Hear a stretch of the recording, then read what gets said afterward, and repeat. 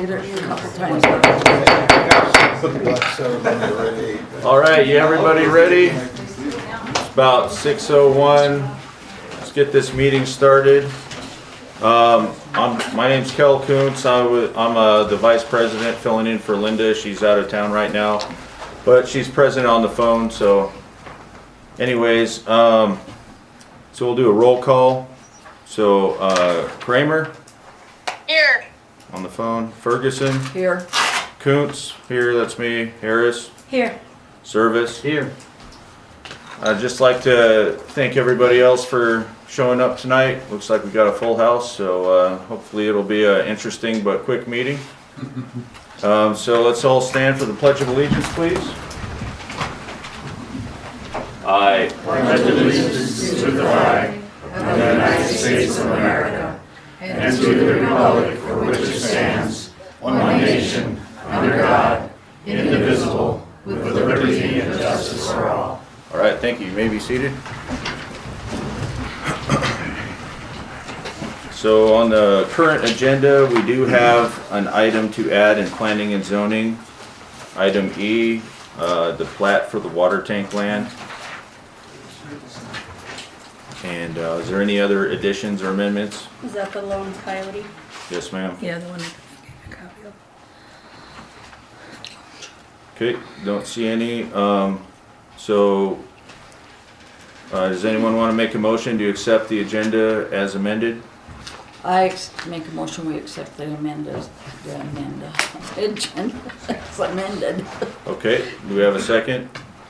I'll second. Okay, we have a motion, a second. Any discussion? Okay, all those in favor? Aye. Aye. All opposed? None. Okay, very good. Moving on to the meeting minutes. So we have the regular meeting minutes and the special meeting minutes from October 23rd. You see any changes or anything in there? They look good to everybody? They've already been published, right? Yes. Okay. I make a motion that we approve the regular meeting and the special meeting minutes. Okay, we have a motion. Do we have a second? Second. Okay, Aaron second. Any discussion on that? All in favor? Aye. Aye. Aye. Aye. Okay. Motion carries. Just a quick conflict of interest. If anybody has any conflict of interest on the board for any of the items that we're going to go over tonight, please declare it. So next item up is the Preston Family Development, and I believe Jim has some updates for us. Okay, well, thank you. I don't know how much updates because we're still kind of in this building stage of putting everything together. I feel a little bit like when I was worked for the school board in Custer. I was a finance officer there too, and I was there about a week. And there was a couple attorneys came in, and they were the ones that worked on bonds, and we were in the process of building the school. And this, no kidding, this is what they said to me, or one of them. He said, "Jim, I know you don't know anything about bonds, but you are the expert for Custer County."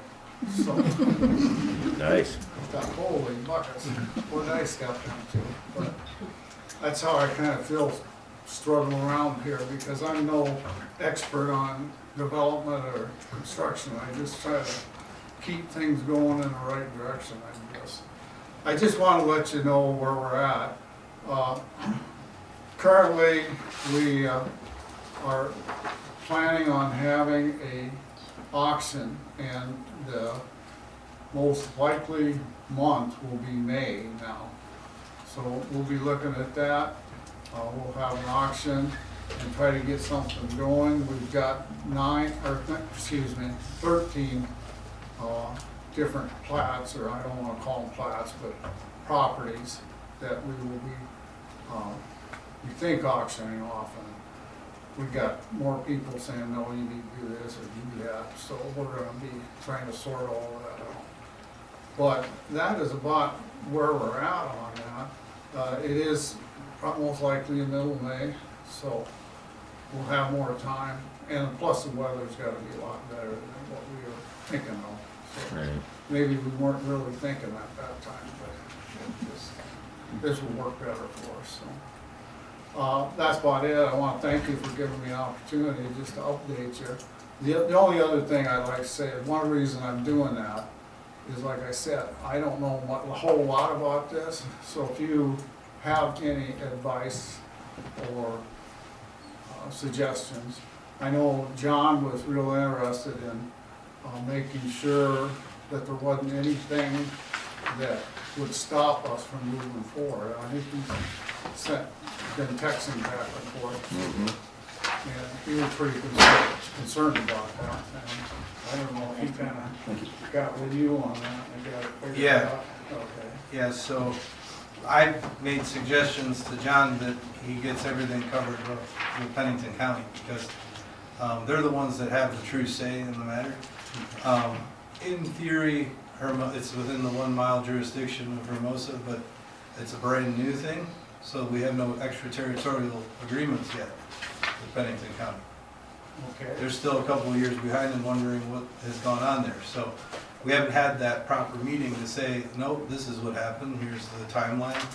These are all the things that have transpired, and now it's time for us to make an agreement, because the town limits are within 1 mile, that we're extended into Pennington County now, and we have something. So for your purposes, as it stands now this time, it's really just Pennington County. There's nothing that the town would get involved in. Okay. All right. Well, that's nice to hear. Yeah, if you need me to help John hook up with them, get that going. But they may have something that they would want to bring up, or? What he was asking from us, to just kind of make sure that it's all okay, we want to convey that message to them and let my counterpart over there say the same thing. All right. Okay. Well, unless you had any questions for me, that's all I really got. I just want to kind of let you know that we are trying to make some decisions and move in the right directions, even though it's a few months down the road. But that'll get here before we know it, so. Okay. Yeah, which lots were you planning on working on there, just for the auction? Well, we've got two sets. There's, on the east side of 79, there's that, there is, what is there? That, there's, Next to Gumbo Lily there. what's that? Next to Gumbo Lily below Core. No, more north. North of Kimball. Murphy. Off of It's Murphy. all off of Murphyville. Yeah, well, this is on the east side there, so we've got 9 lots up there. And they go from 10-acre set land, I hate to call them lots, because they're really not, to 27 acres. So, and that's one, and then we have 4 20-acre lots. So, Okay. that's it, that's where we're at. We'll try to keep you informed as we go along, because unless I get to be a pain in the butt, talking to you. But I think that works good if we can kind of share this information back and forth. Yes, sir, yeah, appreciate you being willing to come forward and let us know. I know for those that didn't know, we've been working together with them to try and kind of figure out the situation that had happened in the past and try and move that forward so they can get their land developed and we can, kind of get our town going again and everything like that. So Jerry, did you have a comment or? I think it was answered. It sounds like everything that you're gonna be auctioning is on the east sside and not on the west side. No, there's some on the west side. That's the plan.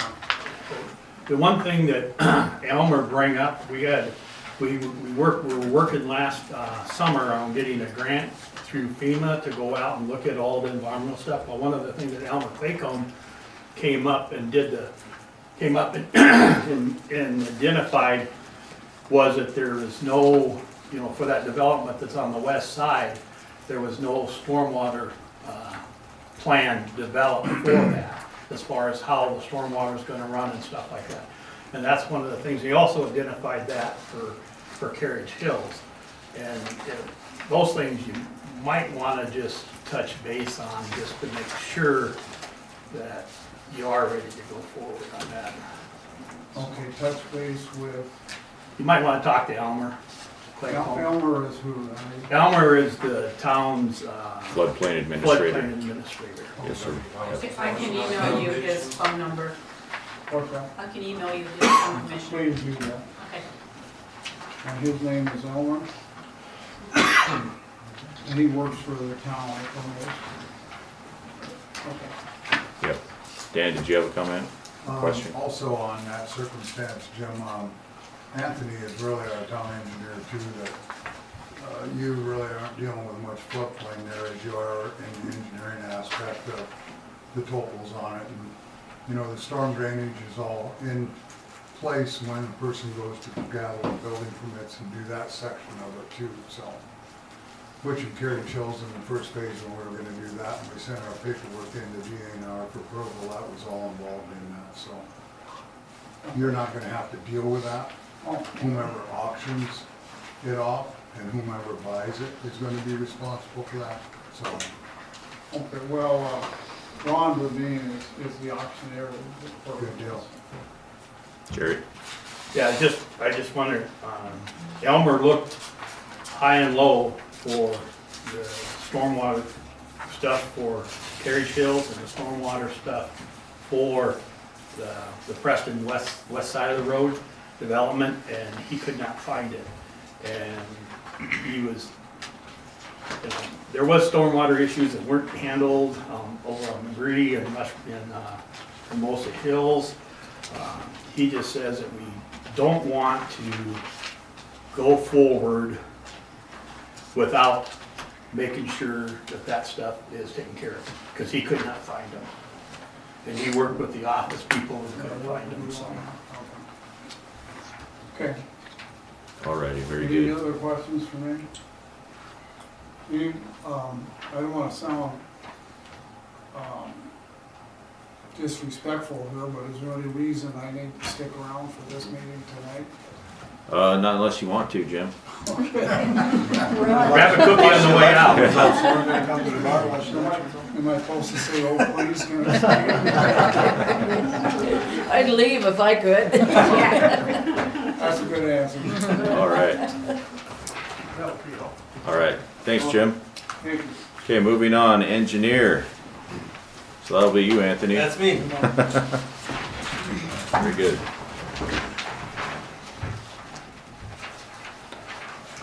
So, yeah. Okay, so my first item is update on the lagoon expansion project. So we got the green light to go out to bid. She had said it on the phone, but I wanted it in writing. I got that yesterday. So I had already had our account with BidNet set up. BidNet's like a national plans house, but it's used by municipalities all throughout the country, so you're gonna get a lot of contractors viewing it. I've already given an FTP link to Terry so she can download it and upload it tomorrow. Yep. They're gonna help you. So that'll be up on the internet for the contractors to see. The timetable is, we're doing a pre-bid meeting, non-mandatory, at the lagoons on November 20th. Cutting off questions on the 22nd, because that's the week of Thanksgiving after that, so they should already know. If they don't have any questions after the pre-bid, I give them a couple days, and then they'll have a week. December 2nd is the bid opening, and then that's the day before our board meeting. If it's a contractor I'm familiar with a great reputation and everything like that, I'll bring a recommendation the next day. If it's somebody that's a little bitter that I've never heard of before, I might need to call their references and find out if they're worth our time, because they are, if they were the low bidder, I can't just discount that, so. So that could then postpone it, but we still have one more board meeting in the month of December, so it'll be well before the deadline. We have to give a notice of award by December 31st. And that's as per our ARPA funding that goes along with this. So, nothing really to stop us. The award doesn't mean notice to proceed, it means notice of award, so that's all that we were required to do. That earmarks the money. And then DANR, hopefully they think they'll have everything in line that we can right away follow up over the top with a notice to proceed. And I put that in the bid that we anticipate a notice to proceed in December of 2024. So they have to start by April 1st, as per our agreement with the state, the consent agreement we have. So that's pretty good buffers for us to get that going. Okay. And then you have to complete it by October 31st, 2025. Next, treatment plant. So the weird thing about this was that the lagoon expansion was always phase 1 and the treatment plant was always phase 2. But the treatment plant is now going in before the lagoons. The treatment plant's been staked out already as of today. They're disassembling it in Apple Springs as we speak.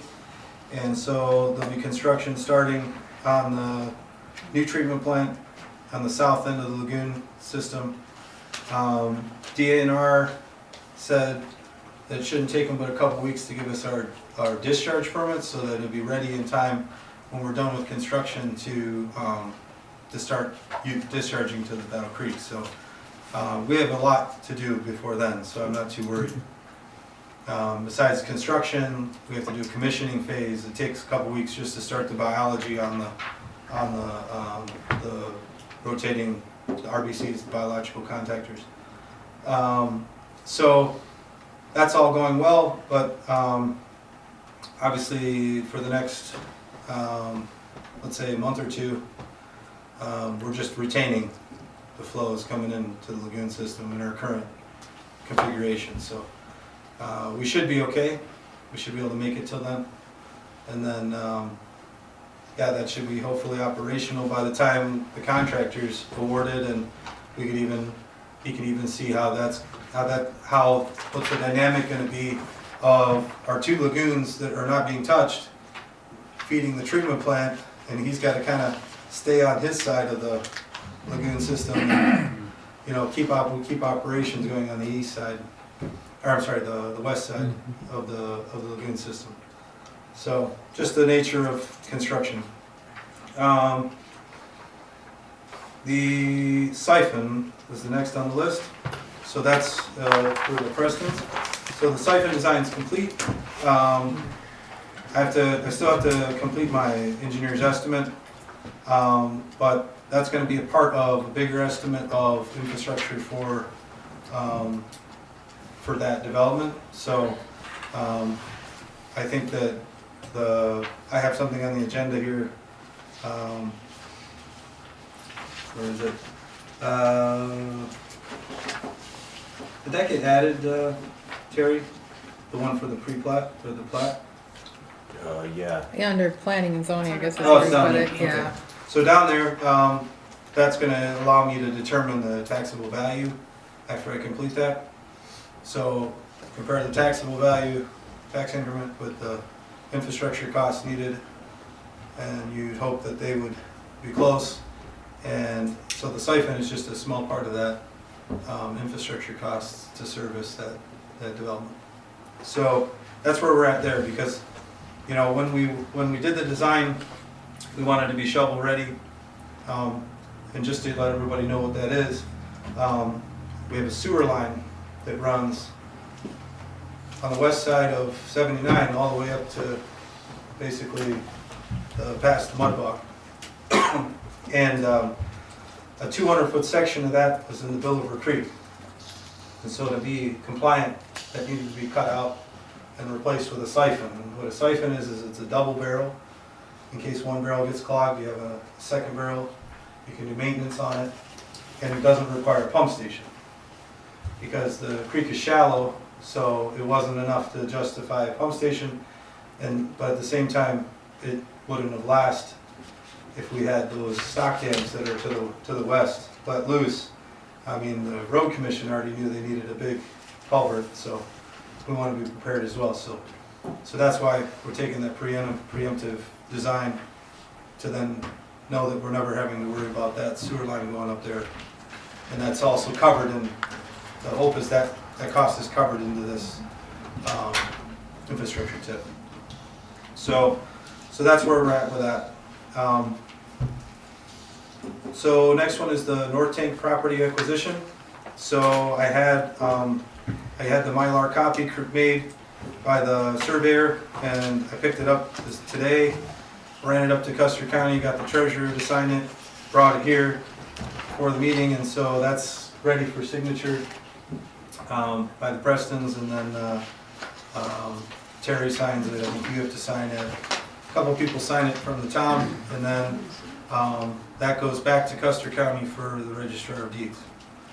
So, and the equalization signs it. So that can be complete by tomorrow. Yep. But then we need to get in, the Registrar of Deeds wants to create a deed for that. So it's an actual deed that when the town buys the property, you're getting a warranty deed. And so that can take about a week. So in the meantime, we are actively completing the north water tank design. We're actually down to the foundation design because I had a geotech done. So they drilled test borings on the top of that hill and gave me the soil parameters. So we're finishing that, and that's the last part. And then that design is done for the north water tank. I'm actually reusing. I have a comment for you on for the plat tonight. We were talking about that. Plat needs 24-hour notification to act on it. So we amended it to add a discussion to look at it or whatnot. Oh, okay. But we'll have to probably do a special meeting on Wednesday or Thursday to actually approve it, to sign it and send back up to the county. Just because it's a plat, it needs that 24 hours Okay. advertisement. So just That's so you're an not running to Custer in the morning, it won't be ready till what, Yeah, Thursday it was then? Terry. That'd have to be Wednesday night for the meeting. So And then it really couldn't go to Custer till Friday then, right? Well, I mean- Wednesday, but if you have to advertise the meeting, right, 24 hours prior. So that will be So we could can't do advertise nothing. it tomorrow. For when? Oh, never Thursday. For mind. Thursday No, morning? you're right, yeah. We could do it tomorrow and Or you advertise go- it for Thursday morning. Yeah, so we have to Stick push it- that up yeah. to Friday, yeah, okay. handwrite it and stick it on the bulletin board right now, and you could have it at 7 Yeah. o'clock tomorrow night. Okay. Yeah, so there's a 24-hour public notice. Yeah. Okay, good. So yeah, just returning back to the north water tank, there's some kind of overlap in the two subjects, but really the part of the design was that I reuse our pumps that we have here that are going to feed that tank. So the big thing with that is every control panel manufacturer in western South Dakota takes they're at 12-month lead time for a control panel. And I've got people that are friends in that business, and they're like, maybe we can do it for you for in 6 months, you know. And so it's just how slammed they are. So I've actually called back home to Michigan and asked a friend if I could ship a panel from Hermosa to Michigan and have them fix it and send it back, and he said, yeah, sure, no problem. So I'll probably have it done in a couple of weeks, doing it that way. A little bit unorthodox, right? So we got to do what we got to do, right? I was shocked with the lead times and costs on that particular part How do you got that contact? of these designs. Yeah, well, I know a guy that do it in his garage, you know. So he's like the best guy Friends in in all lower of Michigan. places. You know, just retired, you know. Can't let go. You know? So anyway, that's where we're at with North Water Tank. So I'm hoping that everything kind of will come together at exactly the same time. The property acquisition and our design, and we'll be able to then send it out to bid. Luckily, Custer County put that money in their general fund. So when they did that, we don't have this December 31st deadline that we do for the lagoons. So I'm pretending I don't know that, like that I'm gonna be on the same kind of tight deadline, but it's, we confirmed that. Linda and I did when we were up at Custer County. So, okay. Next is the smoke testing. So we did 2 days of smoke testing last week. One was with our individual service line smoke tester, and then the second day, rural water happened to be in town, so we did, basically from manhole to manhole in Manning Street. So we saw like results from both types of testing. The testing that was individual to the house, we were able to see when, for example, we would put it in a clean out and the smoke would just come back out at us. It's a clogged line, right? That we would never have known. We would have just seen an absence of smoke. But by putting it in the clean out and having that reaction, gives you that specific detail on that particular house. We saw, obviously, this kind of got instigated by the odor complaints on Manning Street. And so obviously in the back of our mind, we're thinking, okay, hopefully we can then find what we feel is the source. And then it's an easy fix if it is a fix, hopefully, right? So, I mean, it is my professional opinion that we found the potential source. I mean, there could be multiples, but I think that, there's a house across the street from Connie's that is under construction, and that house doesn't have any water in the traps. So in the certain times of the year, it'll just, sewer gas will go right up into the house. And nobody's there, nobody knows, it's, it's not occupied. The breeze can carry it across the street. And all we have to do is put a non-toxic antifreeze into the traps, and that would be done. So that's my recommendation. And yes, sure, go ahead. Yeah, so wouldn't that be the homeowner's responsibility to do that? Yeah, we'd like them to do that. Yeah. Yeah. And if all of the sewer pipes are capped, how could it come, it came out the roof as it should? It did. It came out of the roof and filled the whole house. I have a video. So the whole house was full of smoke. Okay, So I'm asking because I didn't see that. Yeah. When I went in, you could barely, barely even smell anything. Yeah, I was there and Danny Ayers was there and your husband was there, and it was pretty apparent. Okay. And it's not a big deal. It's just, No, I just He was- wondered, supposedly the plumber said all the sewer lines are capped. yeah, And if they're capped, he said it shouldn't be the problem. yeah, that would be the case. And that was why in our day one, we were just counting that as a possibility because of the being capped. But that smoke became billowing out of those vents in the roof exactly like you'd expect it to be. And I mean, I know that you don't want pipes to freeze, and that was the thought is, I don't want to fill this with, it's not heated, so I don't want to fill these traps with water and then it freezes, but we can do that non-toxic antifreeze, and then when you get the house going, we'll flush it, just flush it all. I'd rather do that than to put a muni ball in the No, I'm sewer. not complaining about doing Yeah. that, I was just wondering how it could be if they're capped. Like the plumber said they were. Obviously, then they must not be, No, they're not. because he told me they were. Yeah, and I think that has a separate sewer connection. Okay. And that was collaborated with the way that the sewer is for where you live, going back. That's all one run, and then that's its own separate Yeah. connection. Yeah, go straight out to the. Yeah. Yeah.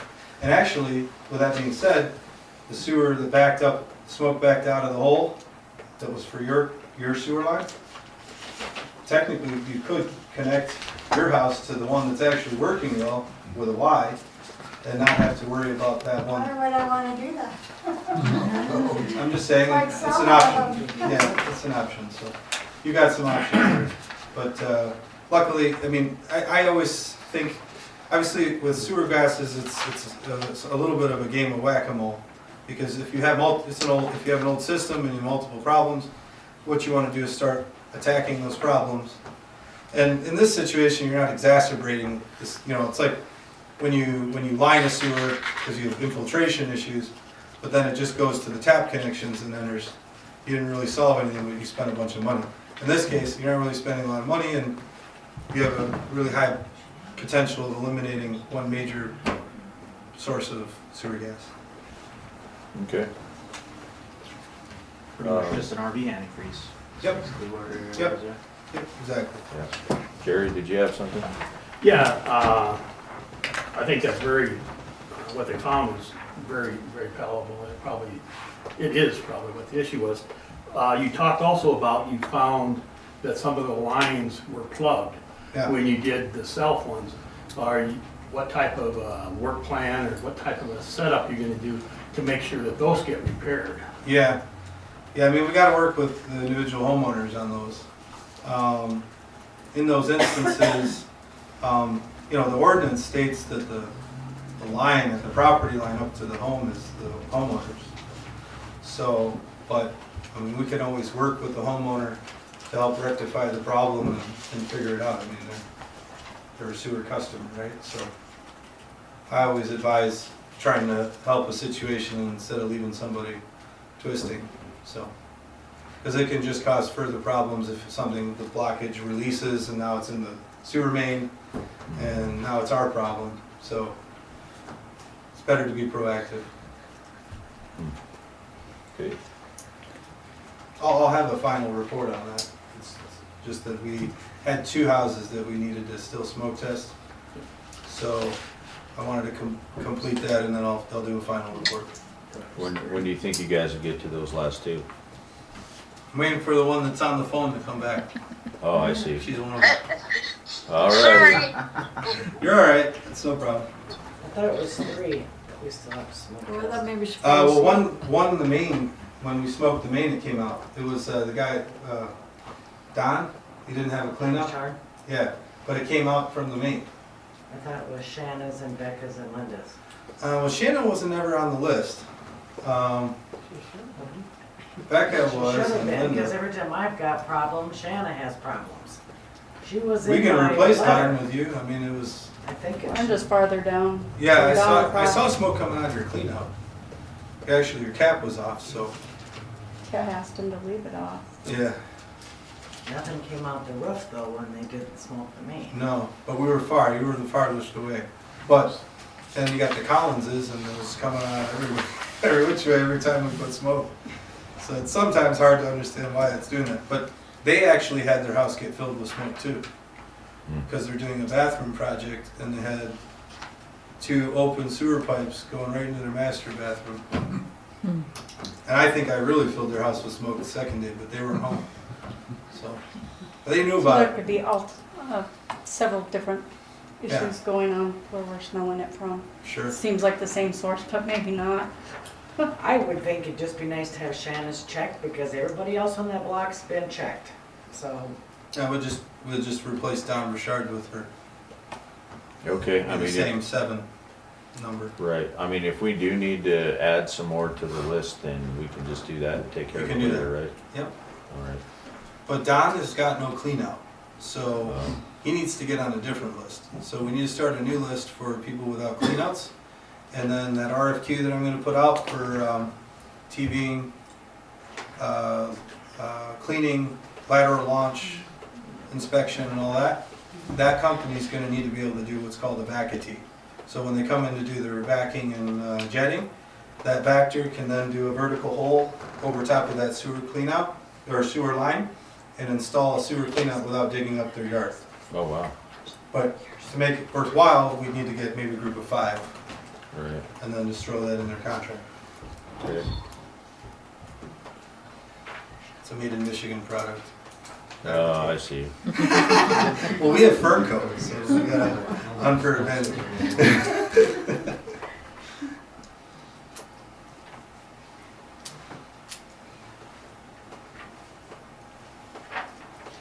So Okay, that's what I have for smoke testing. Next is the engineer's recommendation for the barn gate plat. So I worked with Greg to gonna come up with what we have here. So, obviously, he's outside the town limits in Custer County. What he's proposing to do, you guys have a later copy? They all have a big copy in the file. Oh, it's in the file? That's mine old. Well, I got the old one, which might actually be helpful. This is the new one here. This one is, isn't it? That's Well, another- that's the new one. Oh, thanks. Yeah, it's got that, we'll check that out. I think the old one is in the packet. Oh, I see. Copy of it. So, in the new iteration, McDermott Street's cul-de-sac is staying in place. The old one had a different outcome. So this one's a lot less impactful to our right of way. He's got his access to tract 4. Tract 3 is sharing that, but that's actually a part of that plat or a part of that parcel. And then tract 2 is abutting the cul-de-sac. So that gives a 0.5 acre, 0.5, 0.63, and 0.71 acre parcel, and then the remaining parcel is 8.46 acres. So from the standpoint of doing lot split, I have no objection. But I did go over the next steps, because if somebody's wanting to buy a parcel and build it, you're gonna have a situation now where your lots are under 1 acre in Custer County, and we gotta talk about how you're gonna service that for sewer, really. But those types of parcels exist. Believe it or not, in Lawrence County, just in where Apple Springs is, we're part of that grant. They had approved 30 or 40 of these lots between 1 acre and a half acre, and there was like 11 that were under a half acre, which is like really tiny, right? So I don't know what somebody was thinking there, but most of those were didn't have a house on them, and they never would until they figured something out for them. So that grant was to get sewer out to those, so that the ones that had houses on it aren't non-compliant, and then the ones that don't have houses could actually build on their house. So, and Custer County is currently struggling with that very thing, because they want to allow for a half acre, they want to allow for that smaller parcel to make it more affordable. But what do you do with sewer? You just can't. The state won't budge on putting a septic field on that. So, basically, I mean, Greg has expressed that his intent is to come to the town and hook up to our utilities. I did measure one morning, as you can say, at 7 in the morning, that closest sewer manhole, and it's 8 feet deep to the invert, to the top of the pipe.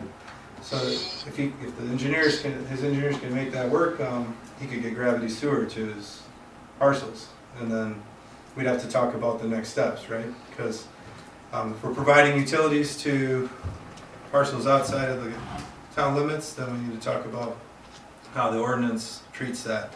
And our new water ordinance that Neil's completed will want those parcels to be annexed to the city. But we cross that bridge when we come to it, right? Yeah, I think we've talked about that quite a bit, as far as, since it abuts town property and using town utilities, to make sure the easements were wide enough to meet the town ordinances. For future development, we would be requesting annexation, so. But this is just dividing the plats at this point. Right, and then there's some financial reasons for that, because now an owner can have the plat and go to their bank and Right. get to the next step, otherwise they're kind of blocked, so.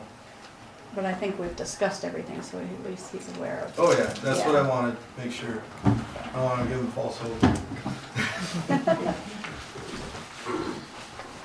Okay, so does anyone have any questions for Anthony before he sits back down?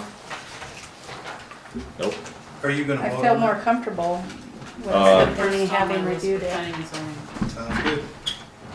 Yeah. Do I have to stand up there? Yeah, we don't. That was my habit. I can just get out of your way if you want to say. All right, so planning and zoning, and Jill is going to start with the, A A. 2024-33, the plat application we just discussed for the Barney tracks 1 through 4. I would make a motion to approve the new presented plat for okay, tonight. any seconds? I'll second it for discussion. So, would you like to continue with your presentation? Well, the next is Ken Ward for the Carriage Hills development. Oh, Oh, we Or do you want didn't, me to just finish my 2 things quick and he can come up? They gotta well, vote on this, yeah. I thought you might have some more, Info on Barney. info on Barney I do track. not. Okay.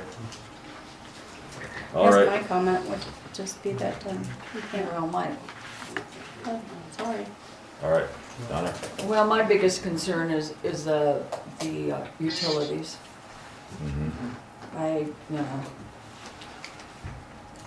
It's out of the city limits, and I guess, that's my biggest concern is the utilities for that property. Okay. Shannon, would you like to state your? Well, we have comment? jurisdiction on those utilities, don't we? Being that they abut town property. And I don't think it really concerns the plat itself. I guess my only other It's under comment an was, acre, so they have to get town utilities. Yeah. Well, they could build their own treatment plant too. But that's not quite. I mean, just be, because it's not saying we will approve utilities for that. Right. Aaron? We had, I believe, we were asking for 20, I think this is just saying 15 foot wide for the easement. it's supposed to be 25, It's 20, I thought it was Well, 20. they have a 15 wide on each. private access easement dedicated. Can I help at all? Yeah, come on up. Rick. Yep. Okay. So what I have, this is expanded, perhaps members of the board would like to be able to look at it.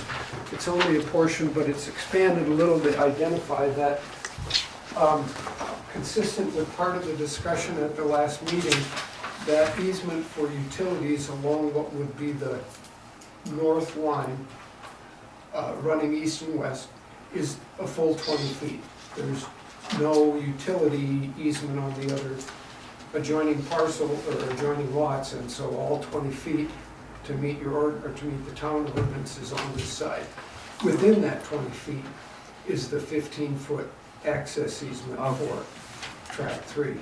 And I would note that at least in one of the road standards that Jill had given me, it calls for a 12-foot driving surface, so I think the 15-foot access easement would meet that requirement. Oh, okay. I'm happy that, as you look at that, if there's other, I didn't mean to interrupt you, Jill, No, but no, you're fine. if there's other questions, I'm glad to respond as I can. Okay. One thing I'll say is that it is 20. If you look on the upper right, there's a 20 there. And so you have an encumbrance on that whole strip that's 20 feet wide. Right. yeah. So that's it. Like the track 4 can use that 20 feet to get over.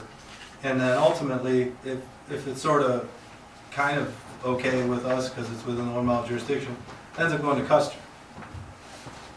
Right? Can you restate that again? So they have to approve the plat. Right, Custer County does. Oh, okay.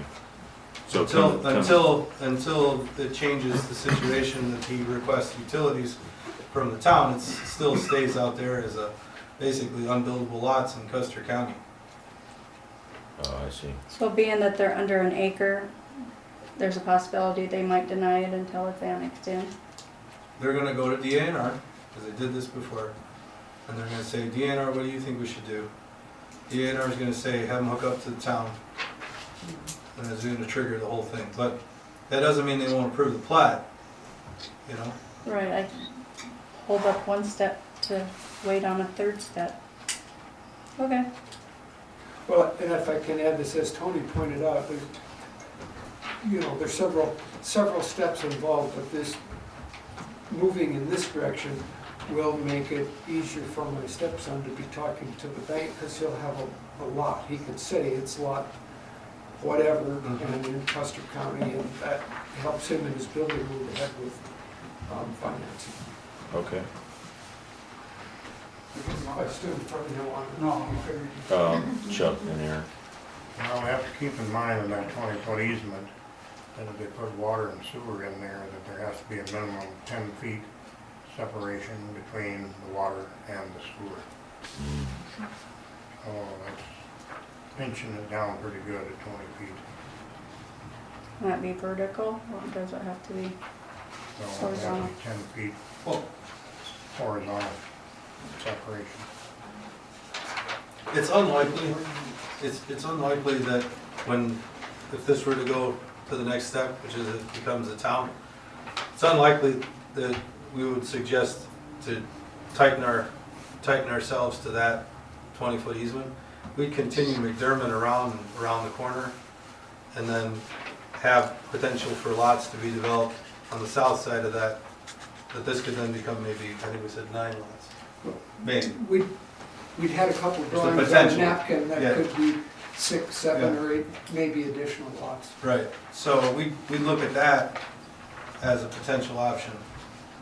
But that would then allow track 2, which is his objective, to move forward in a faster timetable. Because track 2 is the first one. So that one might get built on, connected to our water and sewer, and we'll stop there, and then we'll be looking at how we extend to other lots. So then the street might wrap around, and then the Right. current access would have to, It'd be utility access. utility will have enough room and not It's already a setback. underneath the road. Yep. Aaron. Mr. Barnier basically gave us exactly what we asked him for across the board, so that's, we have to move forward and get this done for him so he can move forward. Okay. Yeah, Linda, do you have any comments? I can't see if you're raising your hand or not.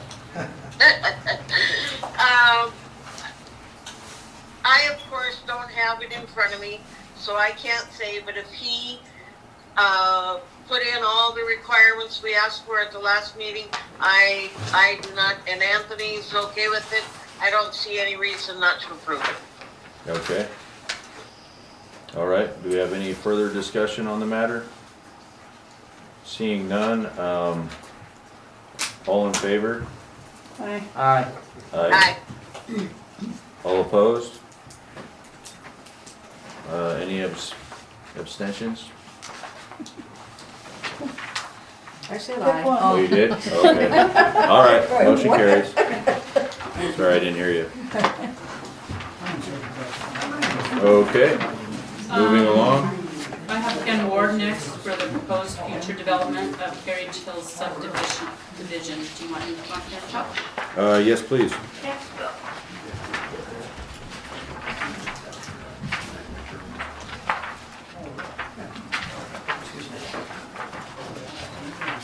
How you guys doing? Doing well. Well, we're kind of new at this. We are looking at buying a Heritage Hills subdivision. And I kind of wanted to come in and say hi and see kind of some of the questions and stuff that's going to pop up. Sounds like we're going to have a lot of work to go through, that kind of thing. But want to see if anybody had any questions or... Where were you 5 years ago? What are you gonna do with it? We're going to put IRC mods in an enhanced manufactured homes, so kind of a combination of the two, depending upon the lots. Some of them look like they're kind of geared up towards a walkout or that kind of thing, so you have to go to the basement. So, housing. Right, how many lots were there again? 42, I believe. At one point when we looked at it, we seen there was a TIF attached, but it sounds like that's expired. I guess we might ask if there's any interest in maybe pursuing that again, or... Yeah, I mean, that would have to be a board decision, but I think we've discussed looking at a new TIF, so. Okay. What price point do you anticipate the particular homes ranging? Well, you know, I mean, that's kind of tough. We'd like to be 350 down, but 375. I mean, the tough part about it is, I had a house we sold in Billings in 2019 for $40,000, and we made a profit. And I looked at the cost on it a year ago, and the cost was about $65,000. So affordable housing is what we're looking to do. TIF would help. For every $1,000, look at it, $7, $7.50 a month for payment. You know, so everything you can save. I would like to say we could do it for what we could do it for 3 years ago. Like you said, 5 years ago, where were we, right? But that's our goal, to be in that area. Thank you. Yeah. Quick question. Shannon? As it's currently platted, Anthony, didn't we talk about having to adjust something for access to the new tank lot? The new well.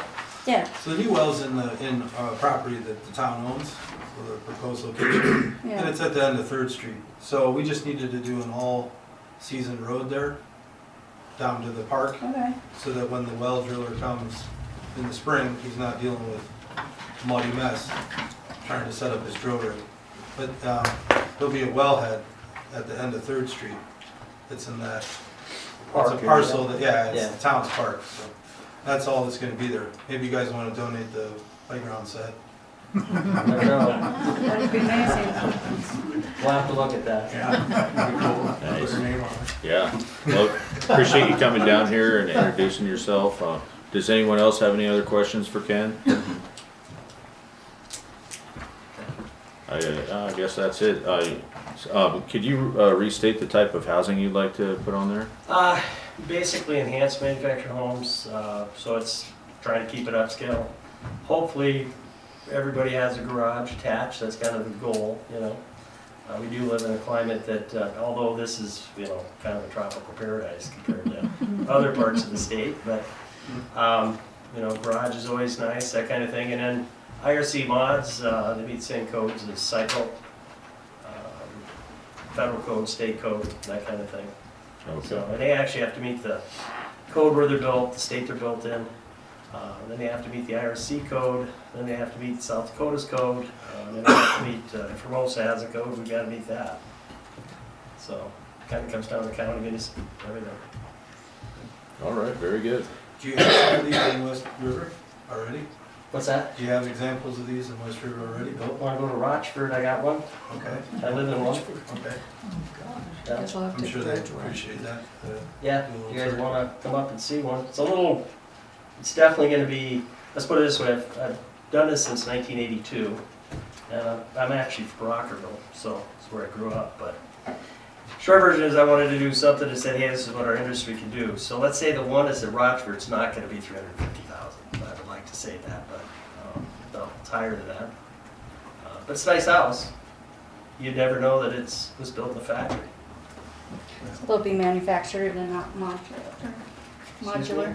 They'll be brought That's in. both. This one's actually a mod. This one's a mod up at Rochford, because I put it on a walkout basement. So if you're gonna go to with a manufactured home, you have to leave the steel frame on, because that's part of the foundation system. That's where the support comes from the walls and that kind of stuff. You do have to have concrete footings in the ground, and then there's inspections that are done on the footings and installation, federally required.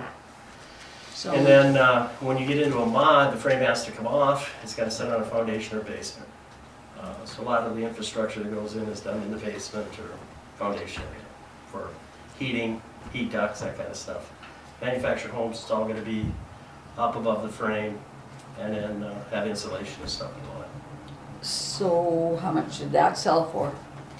Which one? The one in Rochford with the walkout basement? That one's going to be probably double what we're talking about, maybe 2.5. Yeah. up there. I mean, I did it, obviously, I do it for a living, so I did it at cost, and then, that kind of stuff, you know.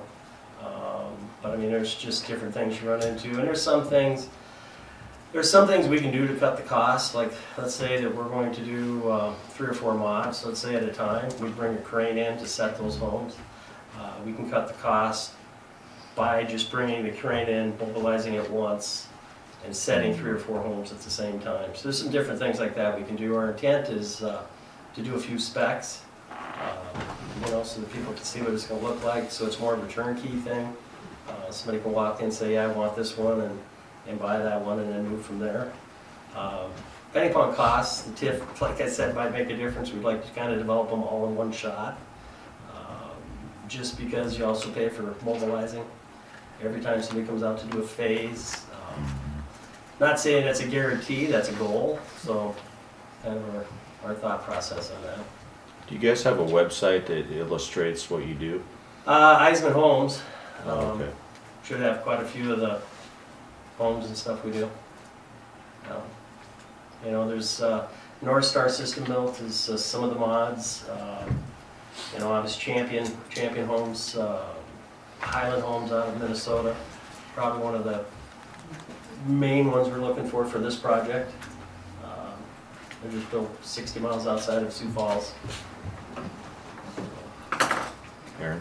Could you maybe, in manufactured homes, you can kind of give us some information on what we're looking at. Would you maybe be able to send us some links or different models of the homes you would be considering? We can do that. We're actually, with this, we're gonna walk the property. We're gonna try to do about 4 or 5 homes we think are gonna fit that. So once we get to that point, we could probably do that. Right now, it's pretty much open to whatever we have. If somebody comes in and says, hey, I want this house and I want this lot, you know, at that point, it's gonna be, I mean, we have to have a certain grade, as Chuck will tell you, you know, things that have to be met for drainage underneath the home. So if we do a manufactured home, so we can set a pad up so it might fit 5 or 6 different floor plans. You can't fit them all. But when we do each site, we're gonna probably have a place where we think that the home should set and create that pad. That'll cut some of the costs for the consumer, that kind of thing, you know. Hopefully interest rates go down. Yeah, Jerry? I know I mentioned this earlier, but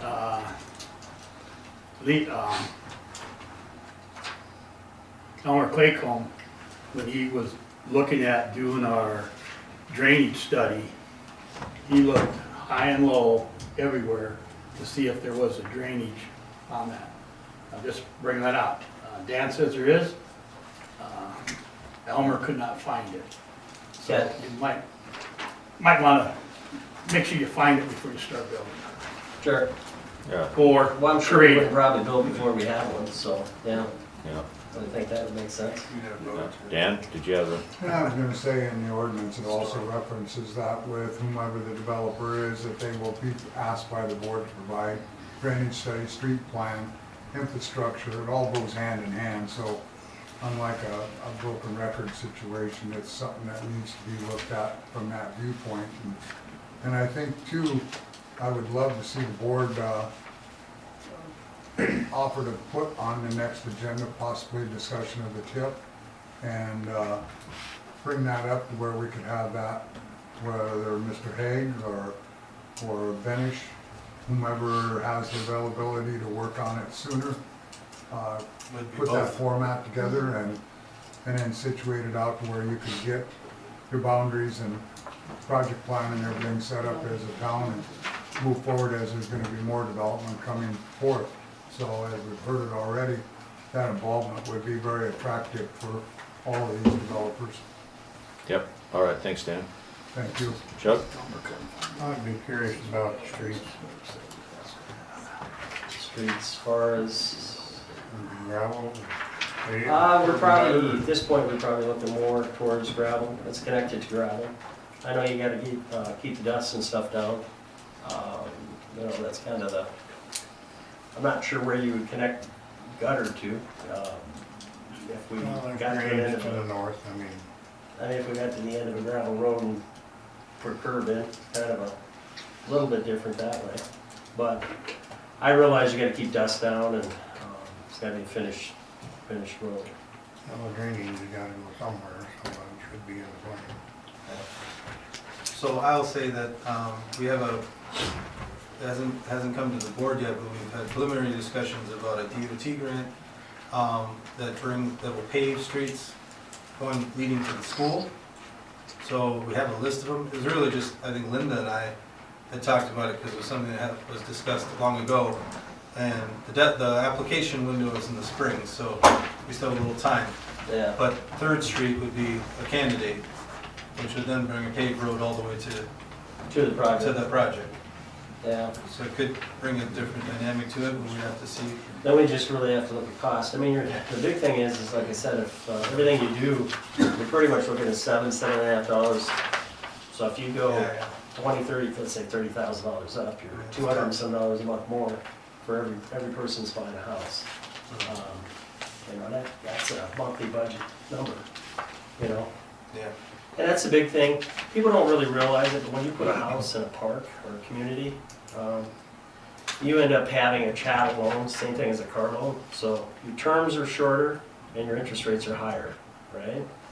And then people who are buying the communities and stuff, and I'm not going to talk bad, but all of a sudden lot rents are $500 a month, you know, or whatever they are. Well, if you sell somebody a $50,000 or let's say $60,000 lot, that's $420 a month, right? But it also gives you, which is less than being in a community, but it also gives you a mortgage rate. So you can go out to 30 years for a term. You get a cheaper interest rate. You get the tax break because you get interest off on the mortgage. I mean, as far as tax break on the mortgage. Of course, today it's hard to hit that level if you're married, you know, to actually be able to use that. But still, it is an advantage and you do own it, and it is less money. And it gives you a better price point for a family. Dan, did you have another comment? Yeah, I was gonna say, you know, the same when we did Hermosa Hills down there, that, you know, we approved it for the gravel, for the affordability, because of what it does add to the project. And then with the open ditch situation for drainages, when they do the drainage plan, it is so much more accessible that way than it is to try to do curb and gutter and situate it out from that. And then we just required mag water to be put on the streets so that we were able to keep the dust down. And then within the town itself, they need to start back into that program next year with the mag water and get that situated again. And it's just a big workable solution and an affordable solution. Okay, very good. Anyone have any other questions for Ken or any comments? Alrighty, very good. Well, thanks for coming, Ken. Yeah. Good to meet you. All right.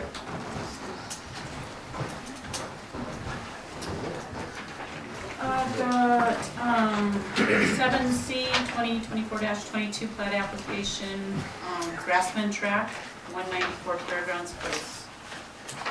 And beachy spot, a little bit of the Megabauer land behind his property to make it bigger so he can build a shop garage in the future. Okay.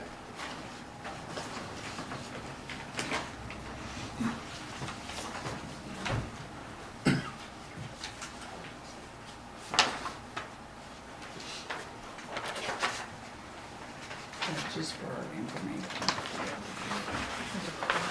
You have to approve it. Yeah, this is a plat application. And this one will also go to the county. But we still need to approve it to get it there. Okay. Yep, is that, It's outside, or abutting town limits again. yeah, does anybody want to make a motion to approve the plat? I mean, I'll make the motion. I'll second. All right. So discussion. I mean, I don't see any reason why we should deny it. Does anybody have any thoughts on that? No? Looks like it's just adding to their lot. It's not Right. affecting any utility lines or easements or access to the lot. It's literally just adding footage onto the side of it, right? It's on the back side of it, yeah. Yeah. Chuck? They are using that 20-foot sewer easement now as a driveway, so I'm assuming that the garage is gonna be accessed on that same access. I don't know if they've got permission, whatever you wanna say, to use that easement. Whose I don't easement think is the it? building will be on that easement. For me, I don't, are you talking about the building being on there? you know who I'm talking about, where the sewer easement is there, Mm-hmm.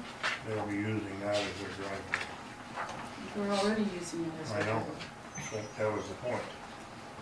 Okay.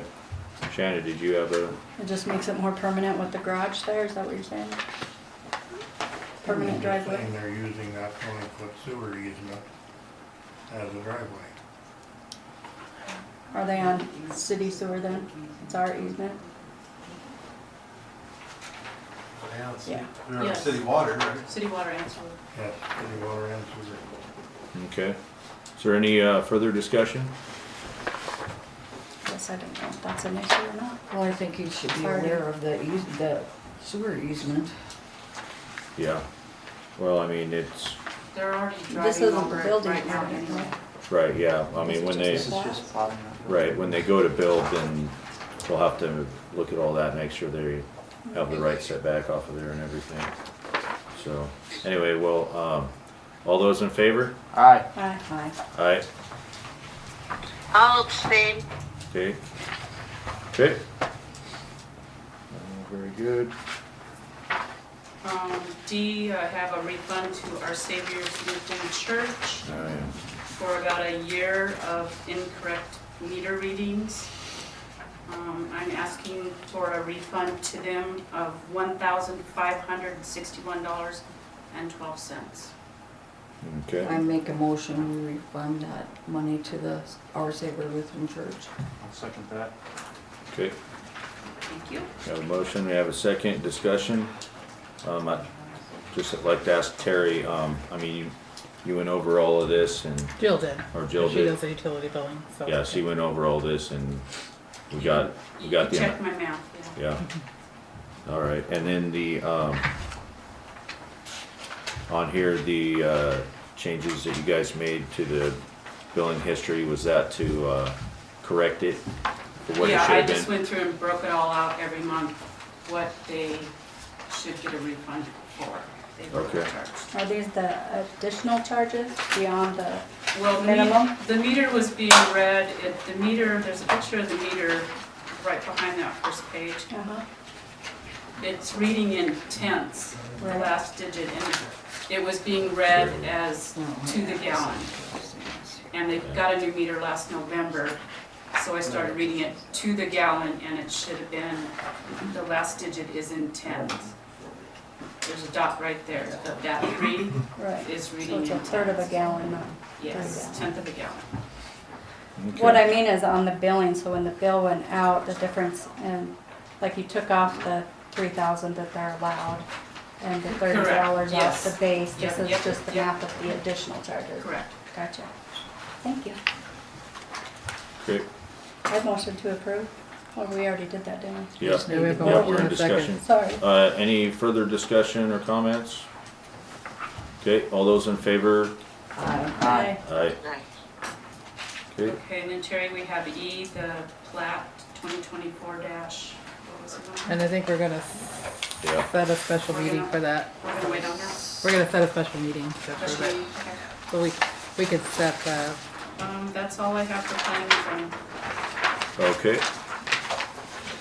Yep, and so for, item E, that needs to be under a special meeting, so we can have our 24-hour notice to get this plat advertised before we approve it. And that and for everyone's information, that is the plat that we're going to, buy from the Prestons to set the north water tank on. That's what this is all about.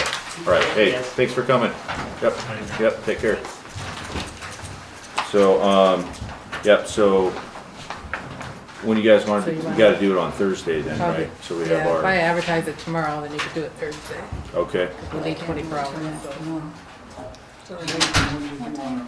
so. What about 6 PM? That's they want to gotta do 6? I'm working, folks. Six, Are you available in there? I was thinking more like 1 o'clock. All right, Anthony. Two questions. So, Jim's here. I don't know, is he able to sign that Mylar? And then you guys will deal with it through the. Yeah, and then once we get it approved, I You can, don't have to come back. Yeah.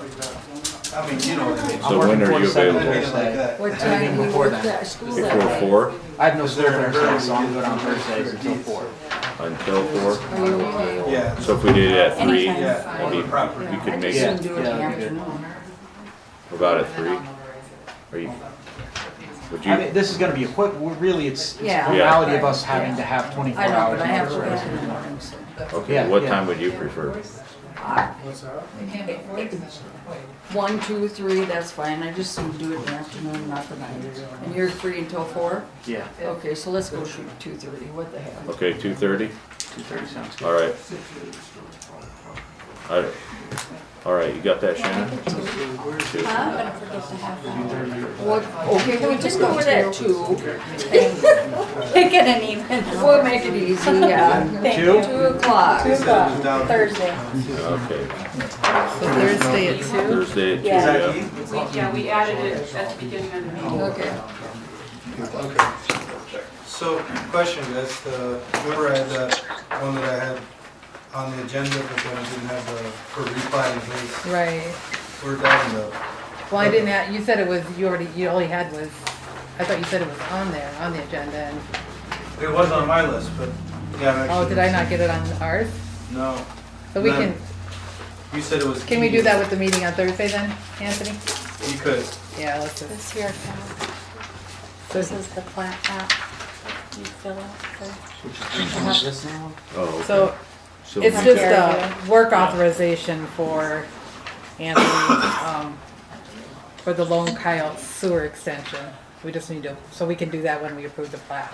Would that Okay. make sense? We'll just Yeah. do it both together on Thursday. Yeah, if you want to put Sorry that about on that. the agenda for the Yep. Thursday, We'll put that on Thursday, that'd yep. be great, yeah. Okay, so we decided, we'll have it at Thursday 2, at 2, so I'll get it, on Thursday. I'll and get then- it out tomorrow morning right away. Yeah, and then we'll have to reschedule, for pending What? title. Yeah. And I'll call. Okay, perfect. Alrighty, very good. So you got all that?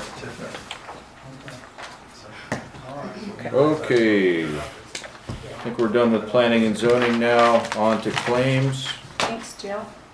Yeah, thanks, Joe. No. Sure. No, we're done. Go over them. Oh, yeah. I remember signing those.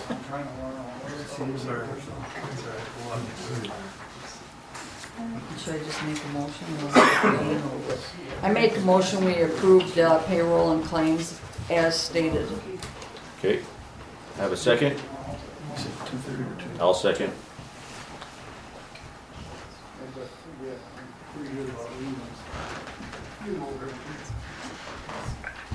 I have a question. Okay, discussion. Shanna? What is registration for Fuel Growth Conference? That's the one that you That's for and the, someone else attended? the bed and breakfast fund So that came out of there. You The- just paid for all of it? They each paid their own and then I reimbursed them. Cause we had made a motion at a previous meeting that we would pay for 2 attendees to that. Uh-huh. So then they So this paid is with their just, credit card and I'm just reimbursing them for that expense. so this is just one of them? There's 2 of them. Yeah, There should be there's one for Oh, Jerry and one for Jerry and Leo. Leo. Yeah. Okay. All right, any further discussion? Dan? Yeah, I just had a question for Anthony now, and a lot of these, will the monies come back reimbursing into the town from the grant loan monies on these projects then, Anthony? Which ones? Well, like what you've got down here on the DNR permit for the lagoon, Lone Coyote, wastewater treatment plant, North Water Tank. Will them be applied in our loan? Yeah, so we already got the grant money for the lagoon expansion. So that's all coming out of that, and then we'll be reimbursed in the general fund as we draw off of that then? No, we wanna keep everything in the different funds. Yeah. So like sewer fund, water fund, that keeps things separate. Yeah, but I mean, it'll all come out of that DA and our fund.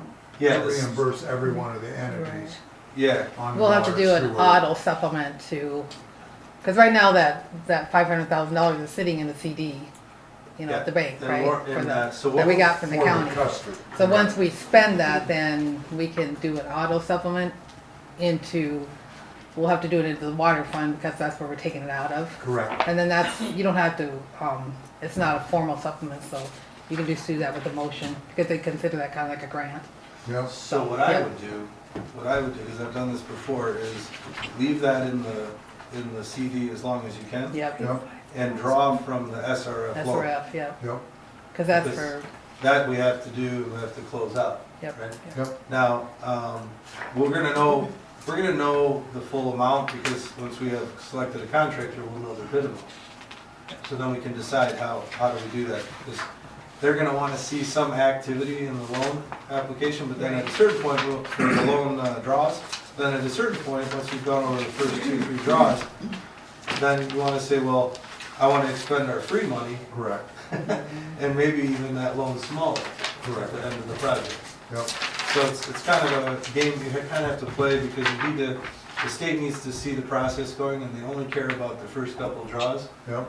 and they're really scrutinizing you and then after that they let you go because they don't have enough. And that's what we've had in the past, so that's why I wondered how you guys had that separated, because when you see these numbers, it scares people that. Meyer Henry has Where to it's at. close that too, the bond council has. Correct, and that's the other thing I was gonna mention, that Meyer Henry's involvement, he is the bond counsel. Yeah, he can get that done in a couple of weeks, I think. Last time I talked to Toby, he said mid-November, we close on that.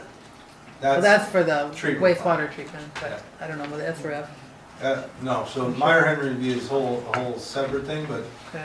Meyer Henry, I mean, I know that SRF loans typically close within that same 30-day window Okay. that the DANR puts it out for public notice. Okay. Because she'll complete her FONSI, she'll put it up there, finding of no significant impact, FONSI, and Okay. she'll put it out to the notice, because that's the law, and then in that period of time, Meyer Henry has that whole month to close the SRF. Okay, Thank you. all right, any further comments or discussion?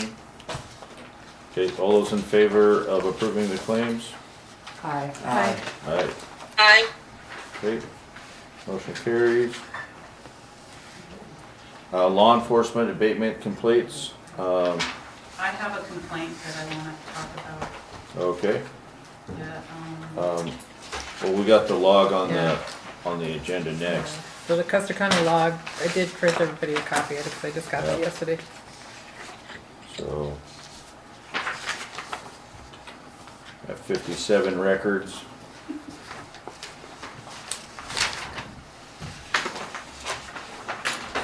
Donna, would you like to discuss this since you're the chair of the law enforcement committee?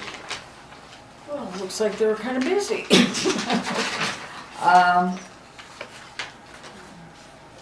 Ambulance calls, extra patrol for the, I would assume it's up around the school patrol. I myself have not seen them lately, but that doesn't mean nothing. I know the sheriff was down to our development this afternoon.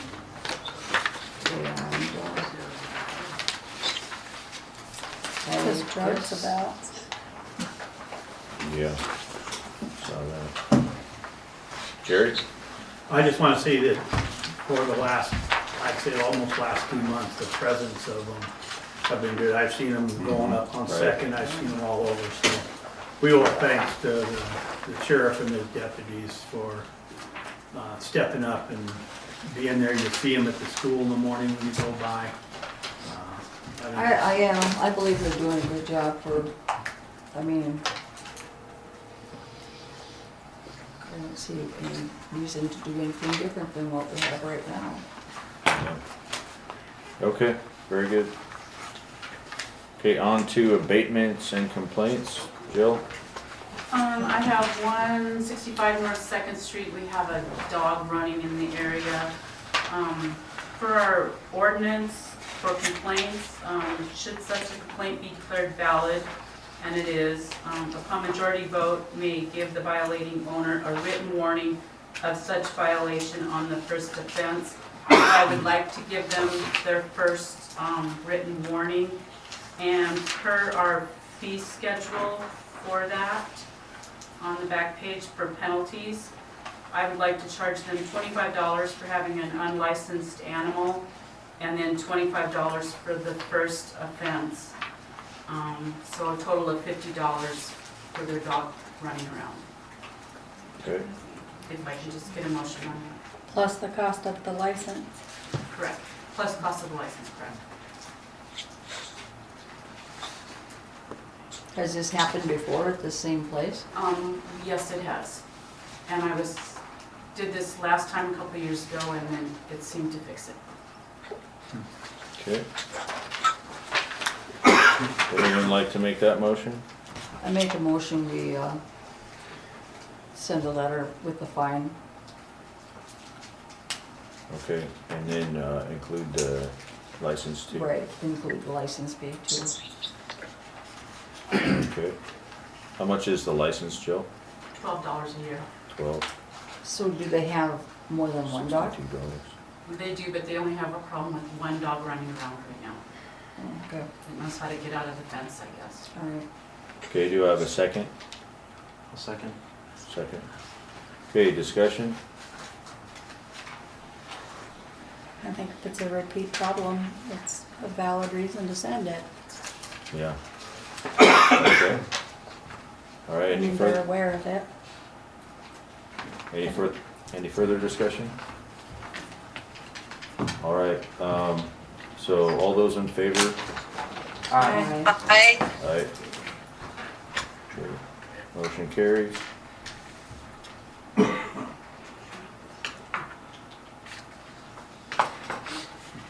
Okay, so looks like we'll get that sent out.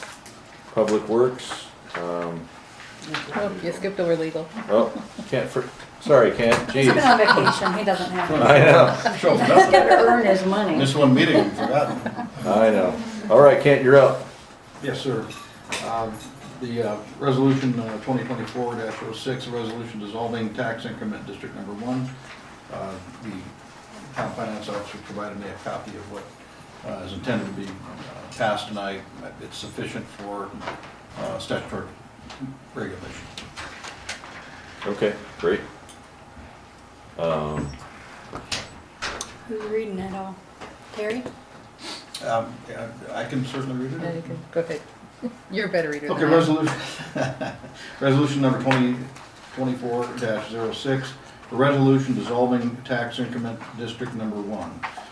Whereas on September 20th, 2005, the town adopted resolution number 2005-12, creating the Town of Hermosa Tax Increment District Number 1 pursuant to SDCL 11-9, and whereas on September 20, 2005, the town adopted resolution number 2005-12 approving the project plan for the Town of Hermosa Tax Increment District Number 1 pursuant to SDCL 11-9, and whereas the development and improvements occurred as outlined within the project plan, and whereas a total reimbursement of $303,604 was remitted.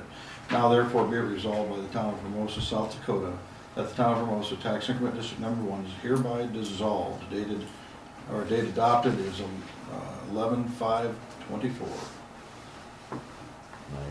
I'd make a motion to approve as presented and read. Second that. Okay. Discussion?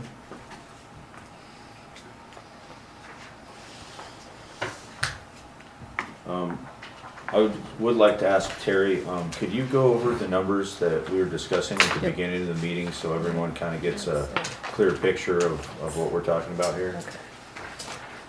So in looking at the fund, we did receive another payment, so there's currently $216,203.16 in that fund. But there's also a liability amount in there, and in talking to our, both Toby Morris at Colliers and our auditor who's doing our 2022 and 2023 audit, that liability has to be deducted from that amount, and they're telling me that we can take that amount and put it in the general fund for the town. So if you take the 216 minus the 124 is 793.56, it leaves 91,409.60, which would be the balance that would be paid to the county. And then of that, we will still get a portion of that back, because that's going to be split between the school, the county, Battle Creek Fire, and Town of Hermosa. So we actually end up only losing about 75,000 from that fund. And it's now going to be in our general fund to spend on whatever we needed. So it turned out to be a better thing than I thought. Yeah. So 91,409 goes back to the county, and Yep. you get to keep the. We'll keep the 124, 793.56. Okay. And then additionally, we'll probably get another 16,000 once the Of that county. 91? Yeah, divvies that 91. Okay. Dan? Yeah, and I guess I was curious, I know the meeting before we dissolved it, that we made a motion to amend and move forward to still use the TIF monies for the town. Did we ever rescind that motion from it before we went to dissolve the TIF? I don't think we ever did, and we probably want to just to clear Yeah, that that's up. probably, I thought that was, we did. that was 2 meetings ago. And then Recension. you weren't, So- that was 2 meetings ago, and we had instructed Kent to, come back with an amendment, right? To Right. draft an amendment. Was that, yeah. And then at the last meeting, we made the motion to dissolve it. Right. So we, So does the dissolution motion take precedence over the first motion? Or should we just do the recension just as a, Well, we never actually voted on the amendment. I was gonna say, I think, did we just I was instruct you to directed to do? draft an Draft, amendment yeah. for that, and just shortly after I left town, it was, there was more discussion right?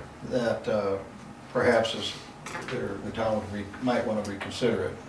So, so I left it on the side burner, so to speak, till the town made its decision as to how it wanted to proceed. Under these numbers that Terry's diligently investigated and discovered, frankly, like you're saying, the amount that the town gets is a lot nicer number than what we were thought we were gonna thinking. lose. I do stand by my legal opinion that if we wanted to choose to amend, we could. And that would result us in maintaining, retaining, and continuing the TIF with a new or more defined project plan for the disposition of that entire amount. A lot less of an issue now, because we are able to retain so much more. And in the courts, if this honorable court's discretion, think that it's politically friendlier to the other agencies and so forth to do that, then that's certainly your prerogative. Yeah.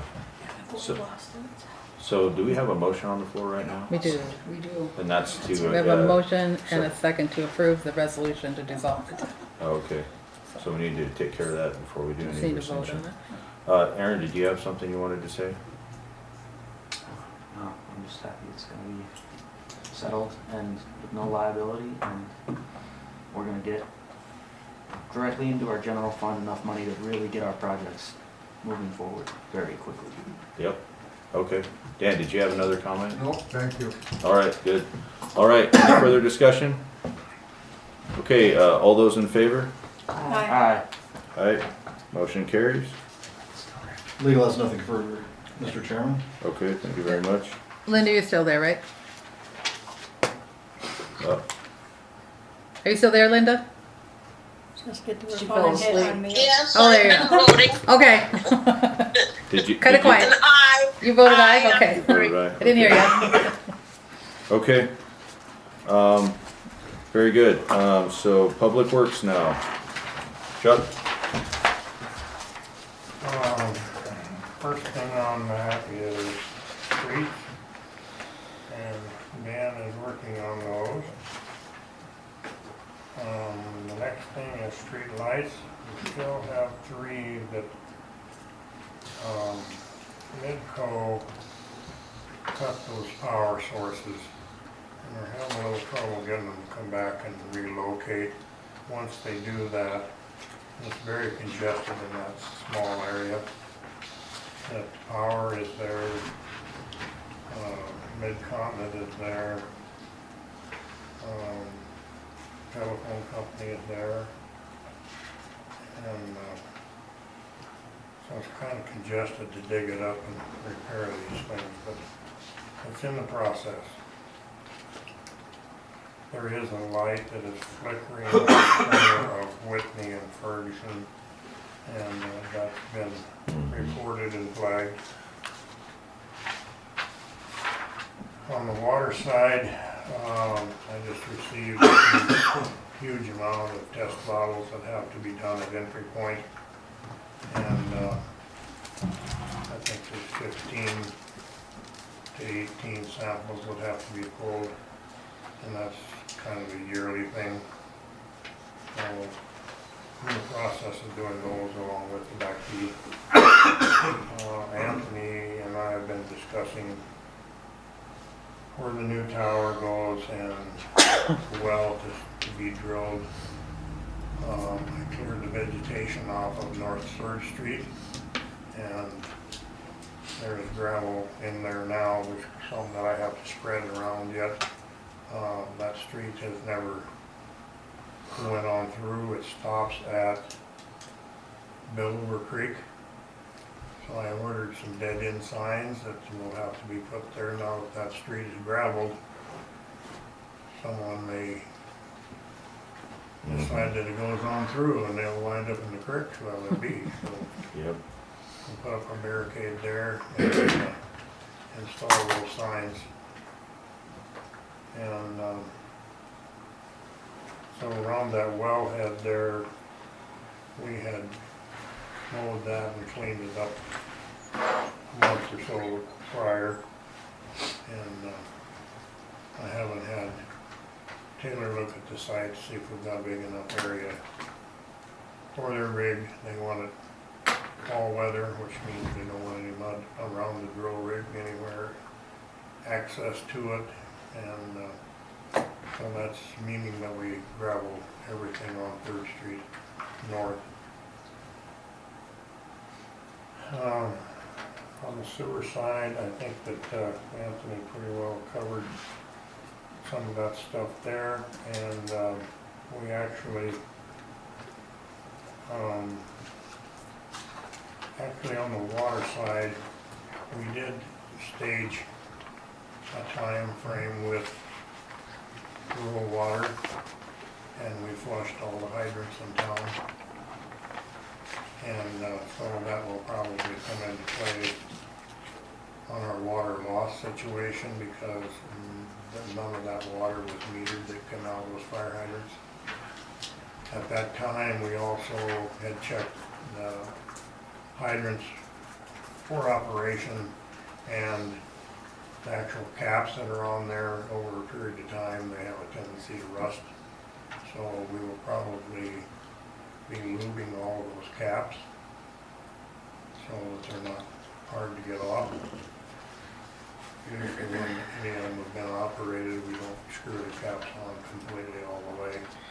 There are a couple that are not draining back properly, so we're going to address that also. We have a spreadsheet on ones that need attention and to be repaired. Some of them, a couple of them that where the caps go on the side for the streamers, there's an adapter that goes in there that changes that from fire hydrant coarse thread to fire hose, and that unit has a set screw that holds it in there. When those caps get hard to get off and you get a 14-foot pipe wrench on them, and that inner part comes loose. So we have American Darling and Waters here for brands, and I think there's 35, 36 of them that we operated all of those. We are on the list to have rural water come back and exercise all the valves in town. And that is quite an undertaking if you try to do that by hand. they make a machine for that. And I have questioned Ralph at a time or two that they indicated that we may be able to use one of theirs. But anyway, that'll be the next thing on trying to get those back in operation. So the ones that are not draining back, that probably have not had water in them recently other than the flushing. So we're going to be addressing those in the next few days on making sure that whether or not they drain back, and otherwise we'd have to pump the water out or put non-toxic in there or something to keep them from freezing. Okay. What comes next Thursday?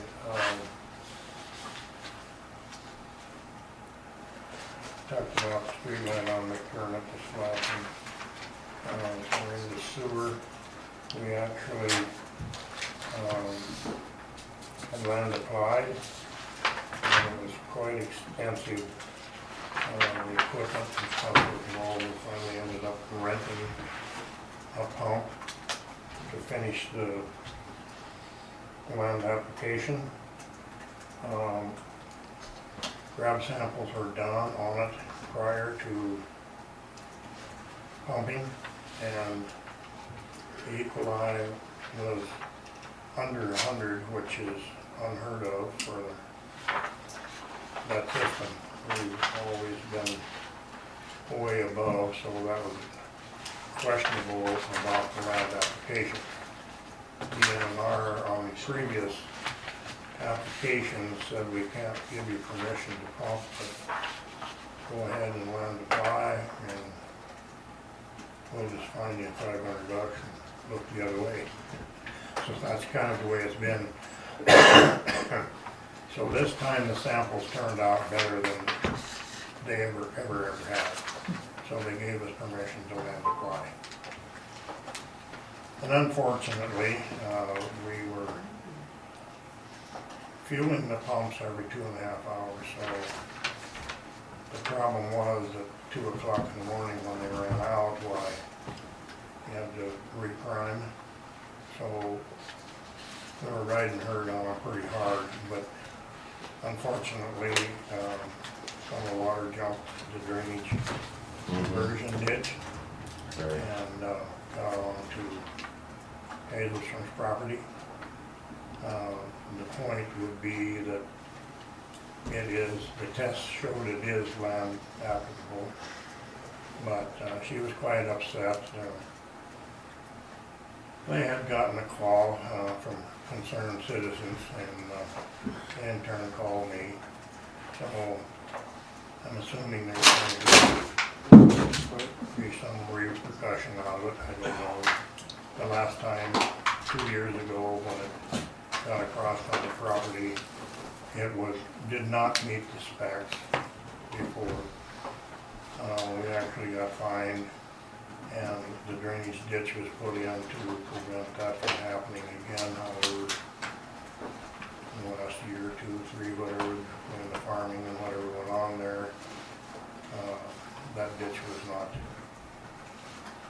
doing its job. Probably my fault. I did check that before land application was done. So we are down and to an acceptable level. Hopefully that will last till we get the construction done. We had an instance before that it cost a couple $100,000 to get rid of that water, and that's why it was so very, very important to be able to land apply. And Anthony had done the homework on that, and we did get permission to land apply. Okay. So hopefully I'm sure there's going to be still some repercussion yet along the way here. But Yeah, hey Chuck, can we pause for a second? We have a comment in the back. I was just curious because I live right there where I actually went out and measured how far the water was from my house, and I guess I'd personally like just to know how you know it's safe, and that I know that I'm not drinking sewer in my coffee in the morning, because kinda grosses you out. How close is your well? Well, I measured it, it was, the water from my place was .059 miles, which is, I figured it all out, sorry, I'm a little nervous right here at the moment, I didn't know I was gonna talk about it. It's just, I guess I don't understand why the hell it had to be drained right there across from my house, but whatever. And I don't know where my well runs, the stream comes from, I mean, who knows, but. I wonder where they're applying E. coli. I guess I just would like to know, be reassured that it's safe, and everybody's like, well, test your well, and it's like, how often do I have to test my damn well? I mean, I don't know. Yeah. I'd be happy to do that for you. Yeah, would it be okay if Chuck tested your well and we see where we're at with that, or? Well, that's fine, but like, yeah. Yeah. Like I said, it just makes, I just think, Yeah, I don't know, and then of course when it comes through the creek, I guess, that's just right up from my house. That's But why we need a sewer. I guess it's supposed to be okay. According to some people, you can drink it. Well, I guess I can make hot coffee and then come down and I have don't first pot. understand if they've never passed any coli test, last yeah, change. yeah, I mean, I can understand your concern. I mean, we'll have Chuck test the well, and, I mean, I don't, Yeah, or if the pipe could have just went a little further beyond my house, but Right. not right, literally across my house. you know, I have an understand. issue with that. Yeah, I understand. I think that was the intent, to put it out there a little farther, it just, for whatever Of course, there's reason. bales down there, so. Right. Okay. Connie? Whatever happened to the letter that stated that anybody within a quarter of a mile of land applying was supposed to be notified? How come nobody was notified that this was gonna happen? No, I mean, it's private property. good question. I guess I'd leave that to Anthony. Got any comment? So we had two locations that are not within a quarter mile. In other words, they're farther than a quarter of a mile away, which were our candidates for irrigation. Hey. Or land application, right? One is actually the town's property, that's to the east of the current lagoon system. But that happens to also be a reach of the Battle Creek, so it's a part of a drainage system. And so saturation of the soil becomes critical at that point, right?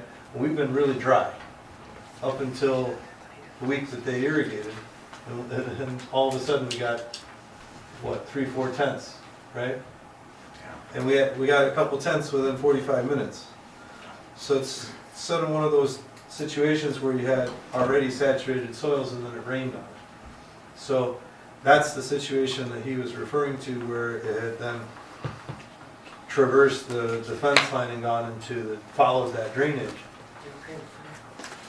to the neighbor, a butter to the east. So the other location for irrigation is at the southern end of that hayfield, where she said there's hay bales, and there's a center pivot there. And so those are the areas that we indicated to the A&R that we were going to be doing irrigation. So outside of those areas, like anything within a quarter mile, correct, you're supposed to, I mean, you're not really able to land apply anyways within that quarter mile, so. Well, that pipe is clearly not anywhere near the east side of the lagoon. It was right across from Cheryl's house. So I don't know if the attempt was to get to the south irrigation zone or what. I don't know, I guess that's a question for Chuck, not me. I don't know. Yeah, so, Chuck, two things. Would you be able to test her well, either tomorrow or? Okay, Unfortunately, I didn't test it prior to the application. right. And then, do you have an answer for why, we didn't apply it further down towards the center pivot, or? Mainly because of the piping and the size of the pumps. They couldn't push it that far. Okay. That's one of the things, and it is gravity flow from that point. you know, south, the ground naturally, everything in Hermosa breaks south and east. Every property, it hasn't been altered. Anything that's virgin, that is the topo of where water goes. When it rains or whatever it does, if it's excessive enough that it runs, then that particular property there sloped to the south and to the east. Right, so I know we were kind of under a crunch to get those lagoons down so we Yeah, can, until November 1 to get it done. right, and so we can get it down, so we have room for retention while we're doing all the lagoon work and everything. However,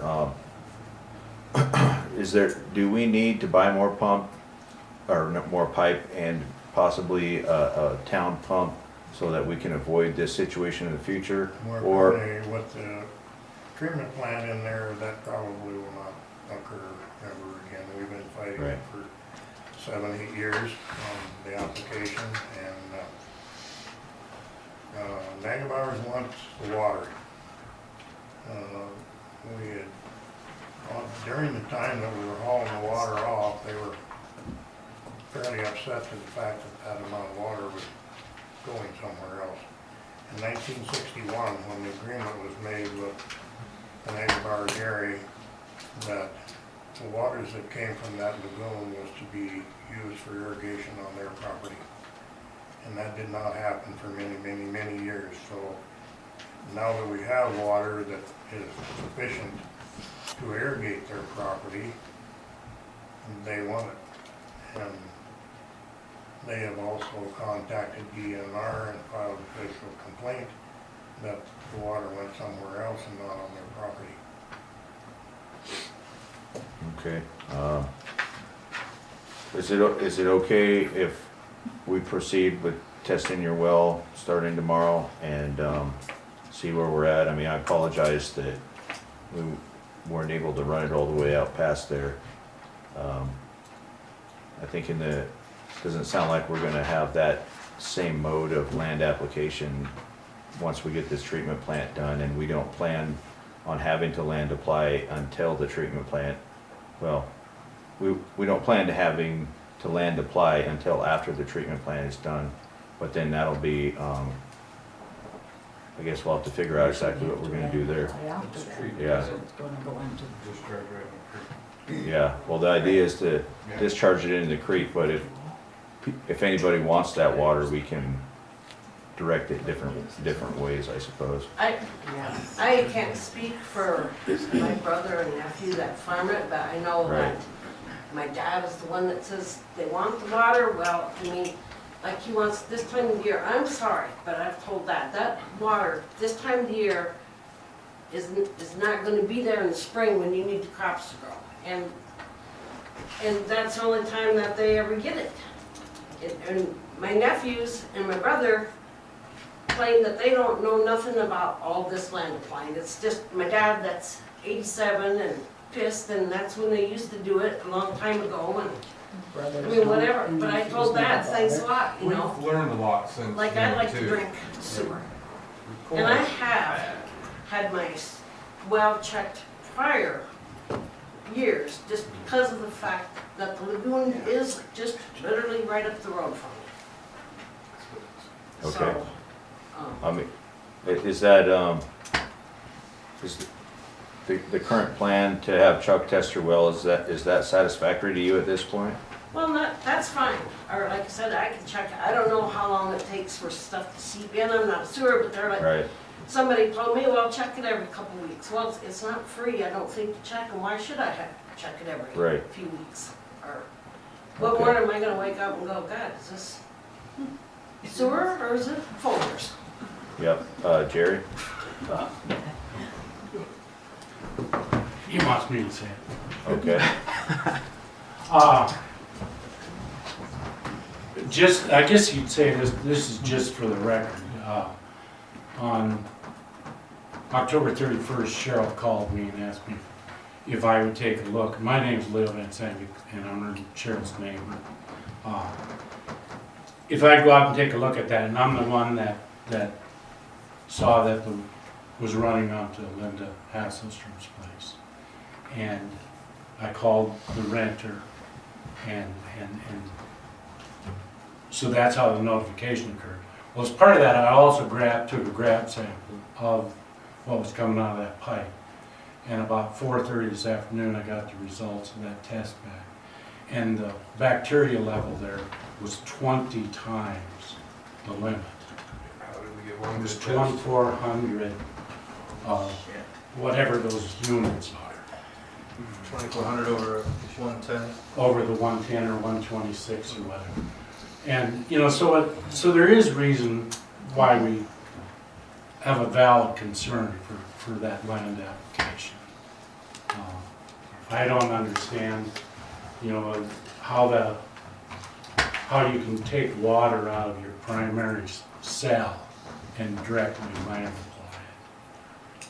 Just based on a test that was done on one cell, I assume, 10 days earlier.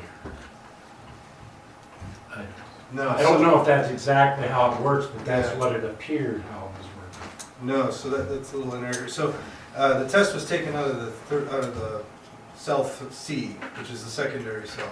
Which is the southwest cell? Correct. So it has to go from A, which is the northwest, through B, which is the elongated one to the east, to get to C. So that's the one that was tested. And so I have the results from Mid-Continent, and it was 90 over 110. 90 over 110. And we had a parallel test because we were testing the disinfectant chemical, the parasitic acid, PAA, and it was 0 count. So non-detect in E. coli. In which? The same grab. So we took a grab. Okay, all right, yeah. And we took a grab from the disinfected material, which was in the trough. And there was 0, the concrete trough. Oh, okay, yeah. And the concrete trough was ballooned, so it couldn't leave, right? And so that sample, which was disinfected, was 0. And the sample prior, which we didn't know at the time, you don't know the results until the lab tells you the results days later. So we're just taking grab samples from that. All of that I'm describing was approved by DANR in advance.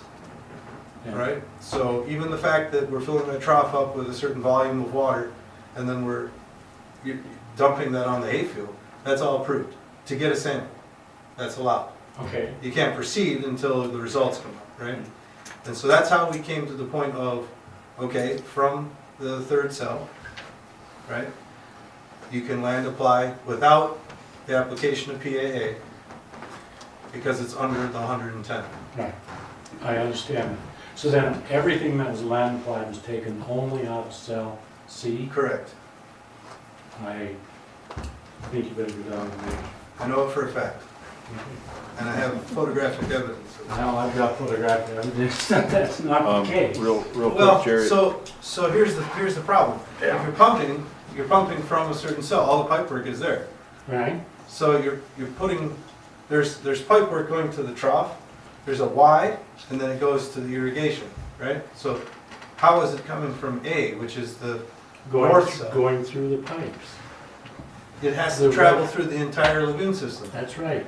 So that normal process takes 210 days to go from cell A to cell B to cell C. Why did cell A draw down then? Because it went into cell B. Why did cell B draw down? Because it went into cell C. Okay. Is that continuous or chronological? It's facultated. Because those are facultated lagoons, so there's layers to the lagoon. The higher layer has less solids, the lower layer has more solids. So you would want the stuff with the least solids because it has the least BOD in it. So no water from cell A was land applied during contemporary water. All water was from cell C. Was taken out of cell C, but what was coming into cell C simultaneously? Was there a valve closed? So you know this phrase very well. What phrase? The solution to pollution is dilution. And when it goes through the volume of cell B, it's diluted. So by the time it gets to cell C, the concentration is a lot different than when it was in cell A. Okay, so how did the E. coli level go up? But I don't know. I haven't gotten I have a chain of custody with Mid-Continent for the sample that we took at the end of irrigation. So I haven't gotten the results yet on mine. At the end, when was that taken? I have it here. Was that taken out of the, out of C, or was it taken at? Would have the been site? October 31st, right, Halloween? All right, hey guys, let's, Yeah, I didn't want to bring that up. but- no, I appreciate you bringing that up. 12:35.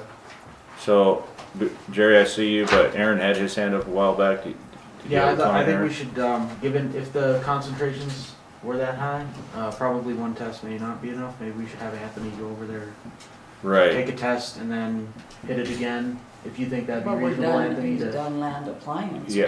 It's all said and done. Land appliance. Are you talking about test on the effluent or on? No, the on well? her well. Right, yeah. And that's something I did want to ask you, Anthony. So, we're gonna test her well tomorrow. What is the recommended, test schedule so that we can ensure that if there is any seepage of contaminated material, that we can keep on top of that? Is that weekly, bi-weekly?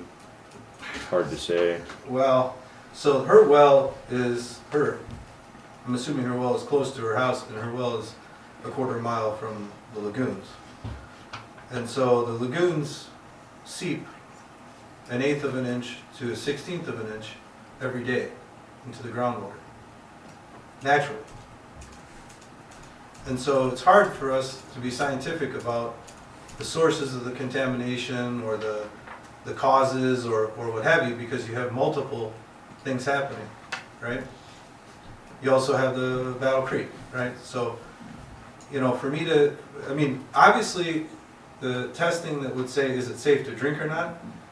The health department has recommendations for the test to take to determine if it's, you know, fecal and all that, if it's safe to drink or not. And so I would recommend to follow those protocols on drinking water. It doesn't have chlorine in it, so that's not one that it wouldn't match a municipal test where they're worried about volatile organic chemicals.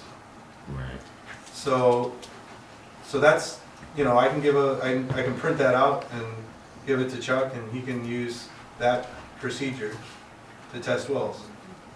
And the county has something on their website, in fact. At Okay. least Lawrence County did. All right, Jerry? I guess I just need to go back. I was also with Leo. I also got a call and requested to go down and look at it. You know, one of the times it was foaming, just like pillows of foam coming out of it. And this time, the looks of it was not good. I guess when you said you took a grab sample, sometimes when you take a sample out of a say like that lagoon, a lot of times what you use is a sampler that has a ball on the end of it, so as you put it down into it, you actually get a combination of the whole stratus from the bottom to the top, and then you get that analyzed, or were you just grabbing off the top? So you're just grabbing a composite sample of the lagoon? Yeah. That would give you a more realistic of what the whole interface is, because the pumps were drawing from a lower point. And that's where we potentially, why we're seeing, excuse me, that you asked me I could talk, right? Yeah, I know. I mean, at this point, I mean, it's been done and everything like that, and I mean, it is important to know how we took the sample and everything, you know, but, I mean, at this point, I think we need to identify if we impacted Charles well at all. And so the thing is if there, whatever the dwell time is or the seepage time is, it's probably longer than from then until now. So if we test Cheryl's well and we do find something, couldn't we assume that that is from the lagoon seepage and not from the land application? You know, but then if we, I mean, and at that point, if we do find that, then I think we could say it wasn't the land application that did it. Is that correct, or? I think you're correct talking on that. But one thing that was mentioned earlier, what got over on the Linda Hazelstrom's Right. property was the 92. Well, right at that pipe, it was 2450. Okay. 24-20. What's that? 24-20. 2420. So we cannot say that what was over there met the limits. Okay. Are you willing to send a copy of your report to? I don't have a physical copy yet. Right. Still to mail. Right, but I mean, you could send it over and then we can have that and then compare it to what we got through him. Did you test anything else for any other parameters? I did, TDS was, I have to look it up. They only gave me the 2 over the phone. It was 1,600 and Okay. change. Before it was 1730. And with the nitrate and sulfate and maybe it is just those 2 that didn't have The results yet. the results yet. All right, sir in the back? Well, your TDs, your total dissolved solids went down because you were pulling so much out, the retention time was pulling it out of A. So what happened was, I run a wastewater treatment plant, so you guys pulled it through fast, so it's drawing it out of A. That's why your dissolved solids went down on your test between theirs. And then his test went spike. When you guys first tested it, it probably was good, but as you pulled out of the cell, it naturally is going to gravity feed, I assume, right? It's all gravity fed. As you draw C down, B rushes in, A rushes into B, and it's happened too fast. So the retention time, you had no treatment process while you were pumping. So there's more solids in A than in B, correct? Yeah. Because total dissolved solids is different than total suspended solids. Yeah, you said dissolved, TDS, right? Right. So there's more solids in A than in B, Yeah, right? there's more solids in A. Okay, so There's a separation pipe between A and B that is at surface level. So consequently, once that's drawn down, then it does not leak across. However, these ponds are full enough to the point where it ran across.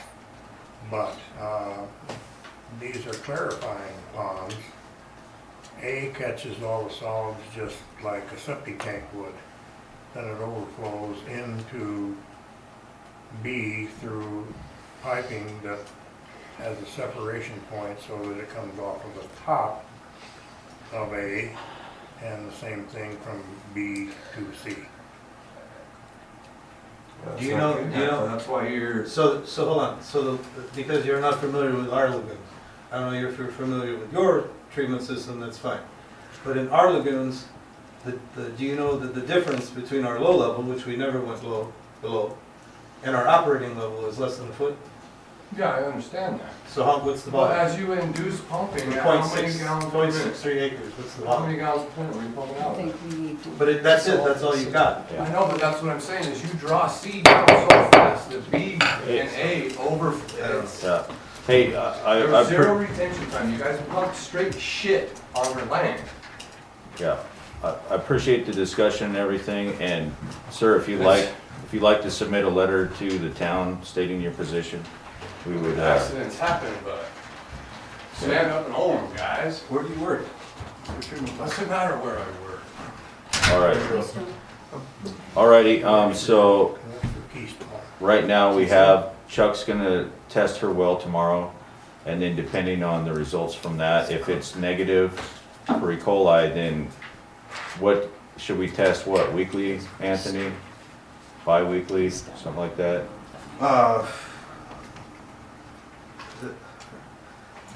Nothing is changing, right? So, I mean, you test Assuming- after a change, right? Assuming nothing is, So you start with a baseline test. right, That's the one you want to do. the first one, yeah, tomorrow. And then, I mean, there's no additional, I mean, seepage is a constant rate throughout the entire year. So if you get a baseline now, then you could maybe test in a month. Okay. To determine if some dissipation has happened from the land application until now, when it goes back to maybe the normal operations of the lagoons. And we'll see if a change happens, and then we can decide from there. Okay, so Chuck, can we test her well tomorrow? And then if it is negative, we test it again in a month? We can do that, but one of the things that you have to understand, any shallow wells that are next to Battle Creek are under the influence. And that means they're drawing water from Right, Battle Creek, which in turn Keystone is dumping their sewage in. Right. And who knows along the way. all that'll show up in the baseline then. I know Right. after the flood was here, I was contacted to test every well between here and Richard. There wasn't one that passed the test. Do we need a motion for So, and I don't know, I didn't go back 6 months later and test them again. I don't They think it's may still outside. not be in non-compliance, I don't know. Okay, Cheryl? I'm sorry, but you haven't checked mine, Chuck, but I have tested it just for that concern, because, It was okay. I own property in town here at the time, and you told me about it, and so I had mine tested, and yes, it was okay, otherwise I currently would not be drinking it. And I've had it checked a few times. I mean, I've done it more than 2 times, so. How deep is your well, Cheryl? It's only 26 foot. Oh, wow, okay. Okay, It's not even on the well completion. right, Leo, just one more Just- comment, then we gotta move on. Right, one data point, and that's, because it might help, is in 2022, my well, which is also 26 feet, tested 0 for E. coli in December of 2022. So I can't remember, I gave somebody that piece of paper, I can't remember who it was. Yeah. You know, so it could go in, into this whole thing. Okay, very good. All right, I know this is, What date? When did you test it? December of 2022, December.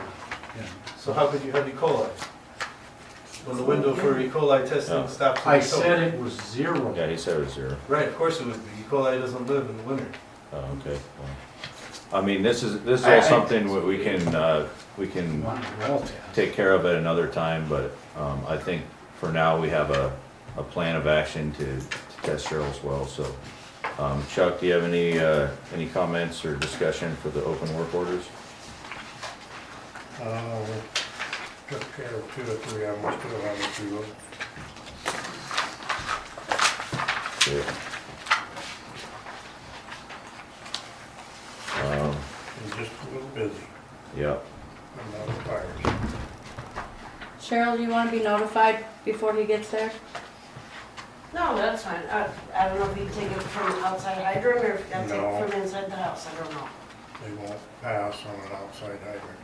Okay? Because That'd be- I will be home tomorrow. I'm not working, but Cold water in the kitchen sink. Cold water in the kitchen sink, you said. Okay. yeah. And I'm sorry. I'm not trying to. No, you need to Like know. you said, there's all kinds of places for that pipe to have gone and right out my damn kitchen window. I was like, why? There. yeah, That's a good question. yep. Well, thank you for coming here and voicing your concern, and letting us know. Thank you. Yes, ma'am. Okay, so we're done with Public Works, Chuck? Okay, Finance Office? I don't have any monthly financials. I'm working on getting both banks reconciled, so I'll have those for the next meeting. Nothing really for updates either. The only thing I did get a bill from Ben Elliott, who's currently doing our 2022 and 2023 audit. So I have a bill for $7,500, and that's for both years. And I just need. Yeah, do you need a motion on that? Yes, I need a motion to approve that so I can pay that.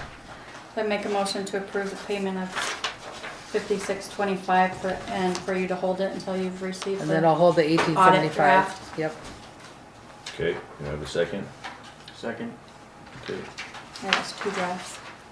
Okay, discussion, any discussion? Nope. All in favor? Aye. Aye. Linda? Aye. Okay.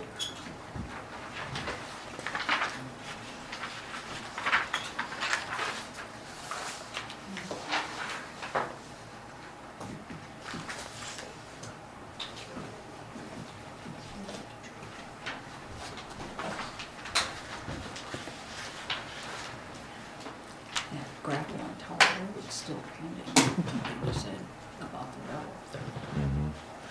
So do you have any, you have no department updates? No. Okay, yeah, so we just went over C. Yep. All right, very good. Old business update on gravel on Tower Road. Linda, were you working on that? That was, to wait until we've done some more work up there with all the, well and everything going in. We're waiting until all that work is done. Right, so this, I that, think that there was a possibility of getting a little gravel up there, now or when needed before that, but okay. Chuck, do you have any comment on that? Do we need to do something about that? Well, that one's on the honey-do list. I think that some of that's gotta be cut out of there and reshaped, and the drains have gotta be changed. And I mean, it's, okay, Dan? I have not done anything with it, no. I put a proposal in on that, quite some time ago. Oh, you did? And specs on what needed to be done, and it was just taken to a different level after that. I am gonna plan on putting gravel on that for sure, and fixing that rut that's been there all summer, so that'll hopefully help. And then I've been in contact with Wade and letting him know what's going on, and if they aren't gonna do any of the construction coming across it, that maybe we can move forward with doing the gravel up there. Like I say, I've got a proposal that I put in that's gotta be here somewhere in the office from a while ago.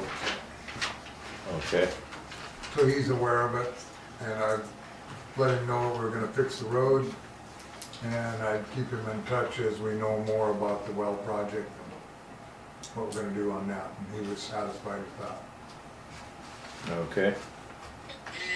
So if you just wanna leave this pending until we find out on the well project, that is all the information you'll need to know. Yeah, I think we can just, unless anyone has any comments on that, I think we can end the discussion. We good? Okay. Let's move on to Hermosa Connect report from the Fuel the Growth Conference.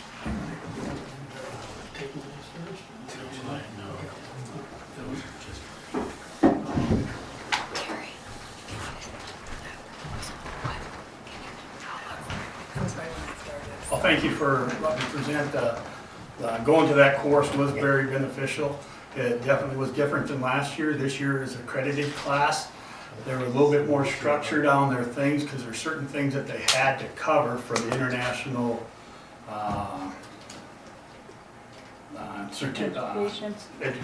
certification and stuff. So what I want to do is just kind of go through kind of some of the things that they talked about. You know, the Fuel the Growth 24, advancing economic development in the community. Why is it important to advance economic development in the community? You create wealth, you retain wealth, and you reinvest wealth. Go ahead. Wealth is created in a community by adding a primary employer, and that is an employer who sells most of their wares outside that community. So they're bringing in money from all over, you know, different regions, different states, different countries into your community. That's how you grow, how you create the wealth. Wealth is retained by taking care of your businesses and industries that you already have. And wealth is reinvested when you shop where you live. To be realistic of those three things, I don't think that we're looking at bringing in any big industry that's going to be a worldwide industry. So really what we need to look at is the last two bullets. You know, it could be realistic goals for Hermosa. Okay. What does retained and reinvested wealth look like in a community? You know, increased property taxes, increased sales taxes, but what does that do?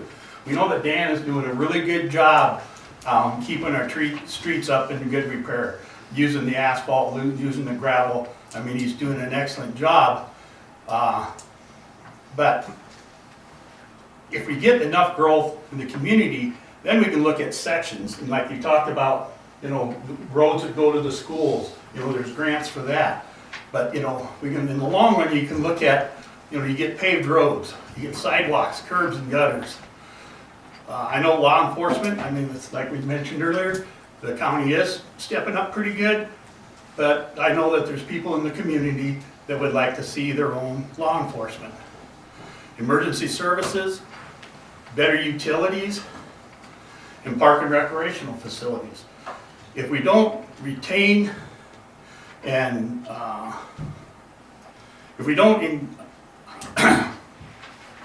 retain and reinvest, and by that opportunity, how we can do that, you get retail stores, you get things here in the area where people can shop here. Otherwise, all the money from, the tree country, out in the flat areas, the ranchers and stuff like that, that's all going to help Rapid Cities deal. So that's kind of how we do it. And then they talked about how to get started. The community needs to establish an economic development organization. An economic development organization can be many different forms, and you can see that there. It can be nonprofit, that's funded just from grants and private organizations, nonprofits. You guys can kind of read that as far as I can.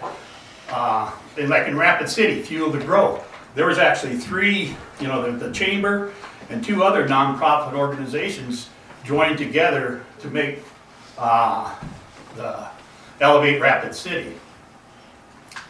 And there's another way, we have the BB&B money, and that's one of the things that was in the 2024 budget, but I don't think it's been used yet, is that funds can be used to fund town employees to be your economic development director. And there's, when we were there visiting with a lot of the other organizations, when they shared on how they do things, some of them get funding from the town, some of them get it from the county, some of them work directly for the town, some of them work directly for nonprofit, but they still, they get money from the town and the county to help pay their salaries. So there's a lot of different ways these things can go. Go ahead.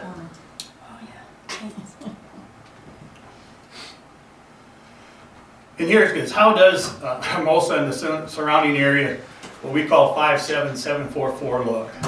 That's the zip code for the area. And there's a lot of people, 1,000 some people I think in that area.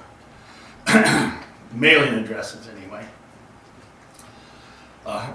Here off of Hermosa Connects, everybody knows, was a nonprofit. It was about 2 years ago to advance the community and the businesses within that zip code area.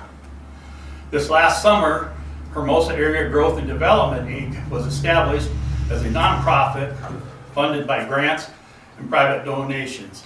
The acronym for that is HAGD, was established specifically for holding properties and development of those properties. And this is just a side note, the property that was just north of the north of Main Street across from the school, that was donated by Triple J and K LLC to HAGD, so they can go in. And some of the things we're looking at with that now is a daycare for sure, and we're looking at other ways to bring other organizations in. One of them that we're talking with is, it was identified to us that the ambulance service out of Custer wants to have a presence on this side of the county. And so we're working with them. What type of relationship can we build with them to help make that happen for the community? To reduce call time maybe out of Rapid from 30 to 40 minutes down to 5 to 15 or 5 to 10. And so there's other things we're working with too, but that's kind of where that's at. Go ahead, next slide. In order to have economic growth. I have a question when we have a minute. The community needs, utmost important. The community needs a good business environment to keep existing businesses and attract new businesses. You know, the Board of Trustees needs to be servant leaders, remove obstructions and obstacles. And one of the things we've seen that in today's meeting. I mean, you guys, in the last meeting, you guys set out, you know, the guy wanted to plat his property down there. Well, what needed to be done to do that? You know, that was a good solution. You had good input into it. You know, that's what we need. It's all got to be that way.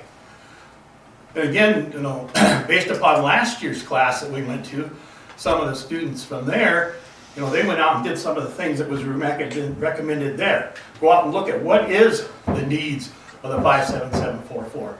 Well, the first need that came out was daycare. That probably 75 or 80% of the people that were surveyed, that only had one person working, said we would go back to work again if they had the daycare facility close by. And so one of the things you gotta start and develop the workforce before you can bring in retail stores and things like that. Originally with some of that property, what I was looking at doing is putting in 12 retail places and try to rent them out. And what I would have found out is that I didn't have people to keep them so the people couldn't stay open. So we're trying to work, as what they talk about, from the ground to make sure you have the workforce to develop and go into it. And the second thing that was most important was like the ambulance and public safety, fire, and stuff like that. And so that's why we're looking at also that as a second item, where we're working with trying to get, and they already want to have a presence over here, so we're working that way. So strategic planning, we're in the process of doing that. It's a 3-year look at the plan, and it's a living document. It's going to constantly change. You know, we got to look at what our strengths are. What does this community have? You know, that are strengths. What are this community's weaknesses? What are some of the opportunities, and what are some of the threats to our growth? The mission and vision statement, you know, with meaningful goals, and we're talking about that in a meeting we had last night. That what is our mission? What is our vision? You know, we got to set up accountability within our group to make sure that, and a way to measure our progress. Are we going in the direction we need to go? So, okay, go ahead, next slide. The vision statement. You know, you look at the past, what have we learned? The present, what are we doing well? And then in the future, you know, what is the dream for this community? The dream would be having all paved roads. Sorry, Dan, but you're doing a really good job at taking care of the gravel and the asphalt we got. But you know, do crackfill now. What's that? Can just shift over to crackfill. Yeah. So, but anyway, and maybe that, you know, in sidewalks, you know, law enforcement, emergency services like we talked about, better water, sewer, storm, and now, you know, with the people that wanted to maybe get annexed in down there, maybe I mean that would be the goal, to bring those people on the south side there, the guy that was wanting to have the plat there, you know, get water, using our water and sewer. Mm-hmm. You know, thanks to the work that Anthony's been doing on getting the treatment plant up and going, and also getting the water going and getting the tower up on the hill. You know, we're going to be able to do that. Another thing that was really exciting is the folks that Dan bring in that are interested in putting housing over there. I mean, that's going to be a great deal. But then also when they come in order for them people to come and buy those places, they're going to want they're going to want to live here. Right. And that's why it's important to start getting in some of the retail stores and some of the things we need. But first, you know, like I said, develop the workforce. Okay, wrap up.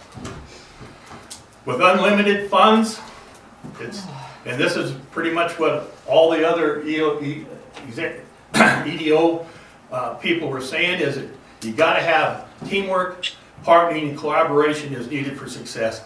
Because not one organization can bring everything to it. A volunteer or a non-for-profit can't bring everything. But working with the town, the electric companies, all that stuff is what we need to do and work together. And then they talked about TIFs, grants, you know, way to get some of the funding on some of this stuff. One of the things that I thought was interesting on TIFs, and I guess I never heard of it before, but supposedly in Rapid City, they're using TIFs in the old downtown area, not to put into subsurface stuff, but to rejuvenate the buildings that are already there, because that will increase property tax, sales tax. So I got a name of a person that called that's doing that, and I haven't gotten a hold of him yet. But just in a wrap up, I think it was very well. The point of contacts that we met, some of the things that we're looking at doing, like trying to get all the grants and stuff together for the daycare. There's communities out there already that have already gone through all those steps, and community centers. They've gone through all those steps to get all that stuff done. And that's why it's important to go to places like that, so you meet those individuals and you do the networking, because there's no reason to bend a wheel if there's already one there out there rolling. So I guess this kind of wraps it up. If there's any questions, please go. All right. Linda had a question. And I have a quick one after that. Right, before, Linda, go ahead. Or no. Well, Thank you. The Sorry. one thing that caught my attention a lot was when you were talking about ambulance service. And I know that I have heard a lot of news in the last year or two about ambulance services not being able to fund themselves, and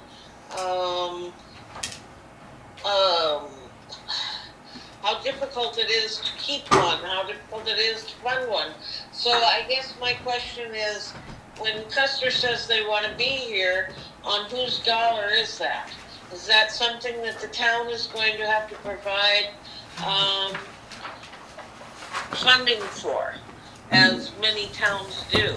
No, and one of the things, there was an article in Custer Chronicle just recently, and I think they are, the Custer County Ambulance, from that article, are doing well. They want to see a more presence over here. I think some of it is going to be, they'll be able to bring some of their own money. The nonprofit will be able to go out and try to get money to do things. There's other grant programs out there that we can look at. And so as far as the town coming right out and saying, okay, I got to fund this ambulance service, that's not what we're looking at. What we're looking at from the BOT is to be business friendly. So as we bring things in, that, just like another example today, you know, they talked about what type of streets they would have over there in Carriage Hills. Well, the board could have came back and says, well, we want paved roads. Well, no, the board didn't say that. And it was recommended that, yeah, gravel roads. Because you got to get things started. right. So when you're doing something, you have this thing in your mind, yeah, I'd like to do this, but no developer can afford to put all that curb and gutter in and all that stuff in. But then after you get the people living here, you have a workforce, you bring in your retail businesses that you get your sales tax and stuff. I understand that. I totally understand that. Do you have any idea if the county funds part of the ambulance service? They are their own taxing district, the Custer ambulance. I don't believe they have anything over here right now, and No. it's my understanding there might be some kind of agreement with Pennington County. There is an agreement or contract. Yeah, because But I what know they're when I was talking an about- auditor, I looked and it's like, you should be able to total up all your ambulance districts and that should equal the county, and we were missing some, and that's because And what they do over is here. because they can't reach over here in a timely manner, they have Well, they don't have a a building. working agreement, just like different fire departments, Right. rural fire departments have, where they depend upon somebody else, and there's actually a contract. Yep. Yeah, that's And, okay. but that there, as they look at they can expand, and the time, you know, I had heart issues, it took 45 minutes to get the Yeah. ambulance there. Now, fire got there, 15, 20 minutes, but before the Well, I think ambulance. it's a great idea. I just financially was wondering, because like I said, I've heard many other places in the state of South Dakota that are having a lot of trouble funding their ambulance services. And if these grants and things are all available out there, I'm wondering why they're not, which is neither here nor there for us, but just, you know, following it through. No, we're But looking. I'll be anxious to hear a lot more about this. Go ahead. That'll be Eli. interesting. Yeah. I Thank you think very much. relative to the ambulance service, because the question was raised, is that it would have to be set up just like the Battle Creek Fire District is now. Because it wouldn't be just the town, it would be the entire area. So in this case, Well, correct. you'd map out what is the taxing district. You'd set a mill levy to support the contracting of an ambulance company. In this case, Custer Ambulance Service is who we're talking to. But it could very well be when the word hits the street, we could, hey, if you guys form a taxing district, Rapid City Ambulance Service would like to contract that service. Right, okay. And so, but that would be a good situation to get into a competitive mode, but. That's kind of the first thing then, is to setting up the district. Right, first thing would be to call for an election of does the well, first you'd have to set the boundaries. And then the population within those boundaries would have to vote that, yes, I would support adding an increment of taxation to support an ambulance. Well, it wouldn't just be ambulance, it'd be medical emergency services, EMS, emergency medical services. And that was just what we're looking at. I mean, it came to us from another nonprofit whose purpose is to help nonprofits meet their goals and their objectives, and that's when they would bring to us. And that's where it goes back to in that one slide there where we talked about the importance of partnering and collaboration and everybody working together to make that happen. And where, you can't stress it, you know, Leo gave a presentation, I seen the slide, and one of the takeaways he had on that is that and I mentioned it, we gotta have a good support from the town board to make it so you're not expecting somebody to come in with paved streets to start with, but eventually those paved streets can come. You know, after you get the people here, you get the business here, you get the retail, you keep your income here instead of giving it to Rapid City. Yeah, I mean, as far as the paved streets go, I know Anthony talked about applying for a grant, stuff like that, so we can investigate all those kind of options too. It makes sense to get the people here, build your tax base, everything like that before you want to start kind of doing some of these more expensive development projects like paving streets and everything. And we can't expect the developer to do it from the get-go because, you know, unless they can, you know, get a good TIF going in that way, you know, it gets tough, so. Right, and then houses in the development would be, you know, it's probably prohibitively expensive to bring in normal people, you know, that could afford them, so. Well, very good. Hey, Jerry, before we wrap up, I would like to just, on the behalf of the town, to thank you for donating your land to what is it called, the HOGD. Hermosa Area Growth and Development, Inc. It's a funny name, but yeah, I appreciate you doing that. I mean, it shows that you're really willing to put your land where your heart is in this case. And you know, thank you for that, and thank you for reaching out and possibly getting that ambulance service here. And one question I did have though was about the proposed daycare. Have you guys kind of fleshed out any of the details on that yet, or? Go ahead, Bill. Certainly not specific details. I think I'll try to remember what we said. We are currently looking at from a 6-week age to middle school age children where the hours of operation align with the school and the workforce needs. Well, I'm tap dancing pretty good, right? We'd probably be looking at currently, you know, because you set your limit high, an 80-child type facility. To build it to accommodate that. Now there are state requirements on everything. And that 80-child one probably looks more like a 50 in reality. So don't get blown away that, you know, 80-child is way bigger than we're ever going to need. Well, but if we get the right age groups in the 42 houses on Carriage Hills, Hermosa Hill goes, Preston's development goes. It can change really, really fast. Yeah, no, that's exciting, that's great. Yeah, and then one other point I was going to make was relative to thanking you for forcing me to sit through 4 days of conference. I mean, for graciously sending me to this conference, was you got your money's worth, because we made some contacts in terms of, you know, putting together that business portfolio of, you know, the vital statistics of the area. Elevate Rapid City has said, hey, you're in our area, come down and use our subscriptions to get all that data. If we went to get our own subscription, it would cost way more than what this registration costs. Wow. So just making that one contact Very nice. made it economically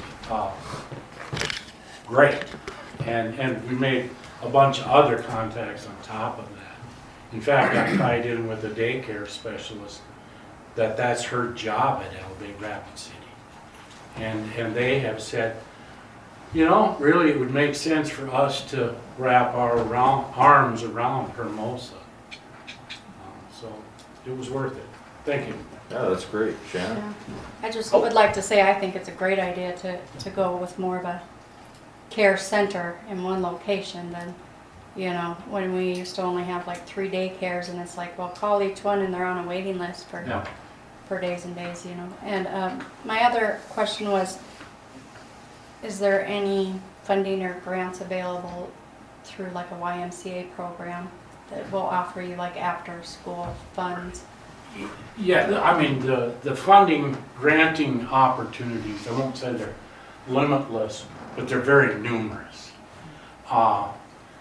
We have already made contact with, and I'm going to say this, the Governor's Office of Economic Development. I think I did it. That's the first time. And they have a gal, and her name is escaping me right now, but she has already started working with us.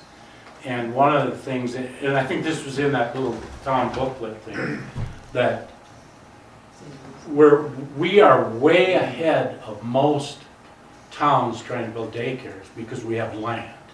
And that's the #1 stumbling block of the towns that McIntosh just broke ground on a new daycare. And that was their biggest problem, was getting land. Ironic that land used to actually have a daycare and after school program there when Mary Shorb had it. Yeah. And a laundromat in the back. Right. So. And a butcher shop and a feed store. And a general store. And a general store. I just like to say, Anthony, thank you for your comments there. I do care a lot about this community. This community has been good to me. The people I met that live in town, the people I met that live, I call them the trees, and the ranchers and stuff that I came in contact with. This is just a great community, and I just want to, you know, help it develop and go where it needs to go. Because this town, like that one slide, you look at what the potentials are. We have a lot of potential right now. Right. And it would be nice to, some of these developments, you know, to start filling them in with people. And it's exciting to see that. Yeah. That's All right. what I have on that, thank you. Chuck, do you have a question for Jerry? What's that? President Anthony? There's me or who?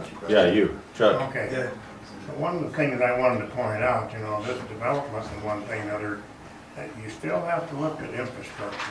You know, if we don't have, this sewer situation has been a hot potato for probably 10 years.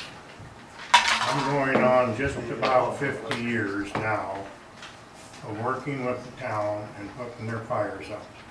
Right. Leo has a septic system and a well. When that goes down, either one of them, it's a major problem for me. Times that by 400, and that's what I'm doing every day. Right. Making sure that people have water and see that the water goes downhill to the pond. So, And that's, we made those strides with, sure, with what Anthony is doing. I mean, we're gonna be water self-sufficient I very don't- easily. I Our don't sewer, we're gonna have it. like And being those shot things, at. and if those weren't being done, you know, if that wasn't being done, then we can't do the other stuff. We can't bring Right. other retailing. So there's things that have to happen first. And I knew we needed to get engineer on board, and we got a good engineer on board. It's taking care of those issues. Now, what's the next step? Workforce. Right. Now, what's the next step? Getting people wanting to live here. If you want to live here, you know, some don't want, they got to drive 35 or not, 25 or 20 to 25 miles just to get a necessity. You know, we're just feeding them, and so things are starting to come together in the community so we can start moving ahead. And that's why we need an active economic development organization to help do that. And can the nonprofit do it by themselves? No, it needs to be a whole collaboration. I know TIFs, I mean, are going to be very important to some of the things that can happen in this community. And so I think everything now is working in the right direction. And I'll sit down. All right, thanks, Jerry. All right, so now we're on to new business. Operating agreement renewals for, Corner Pantry. There's a bunch of them on there. Hermosa Deli and Lounge, Lazy R Bar and Grill, and TW Saloon LLC, which I believe is the new bar down there. Yep. Yeah. So let's see here. So those are the new operating agreements for 2025, so they're effective January to December. Okay. Do you want an individual motion for each one? I think we can Or- just do one motion One? for all the Let's just- operating yeah, agreements, I and then agree. one Let's just do motion one for the So split it into two. license renewals, I think would be.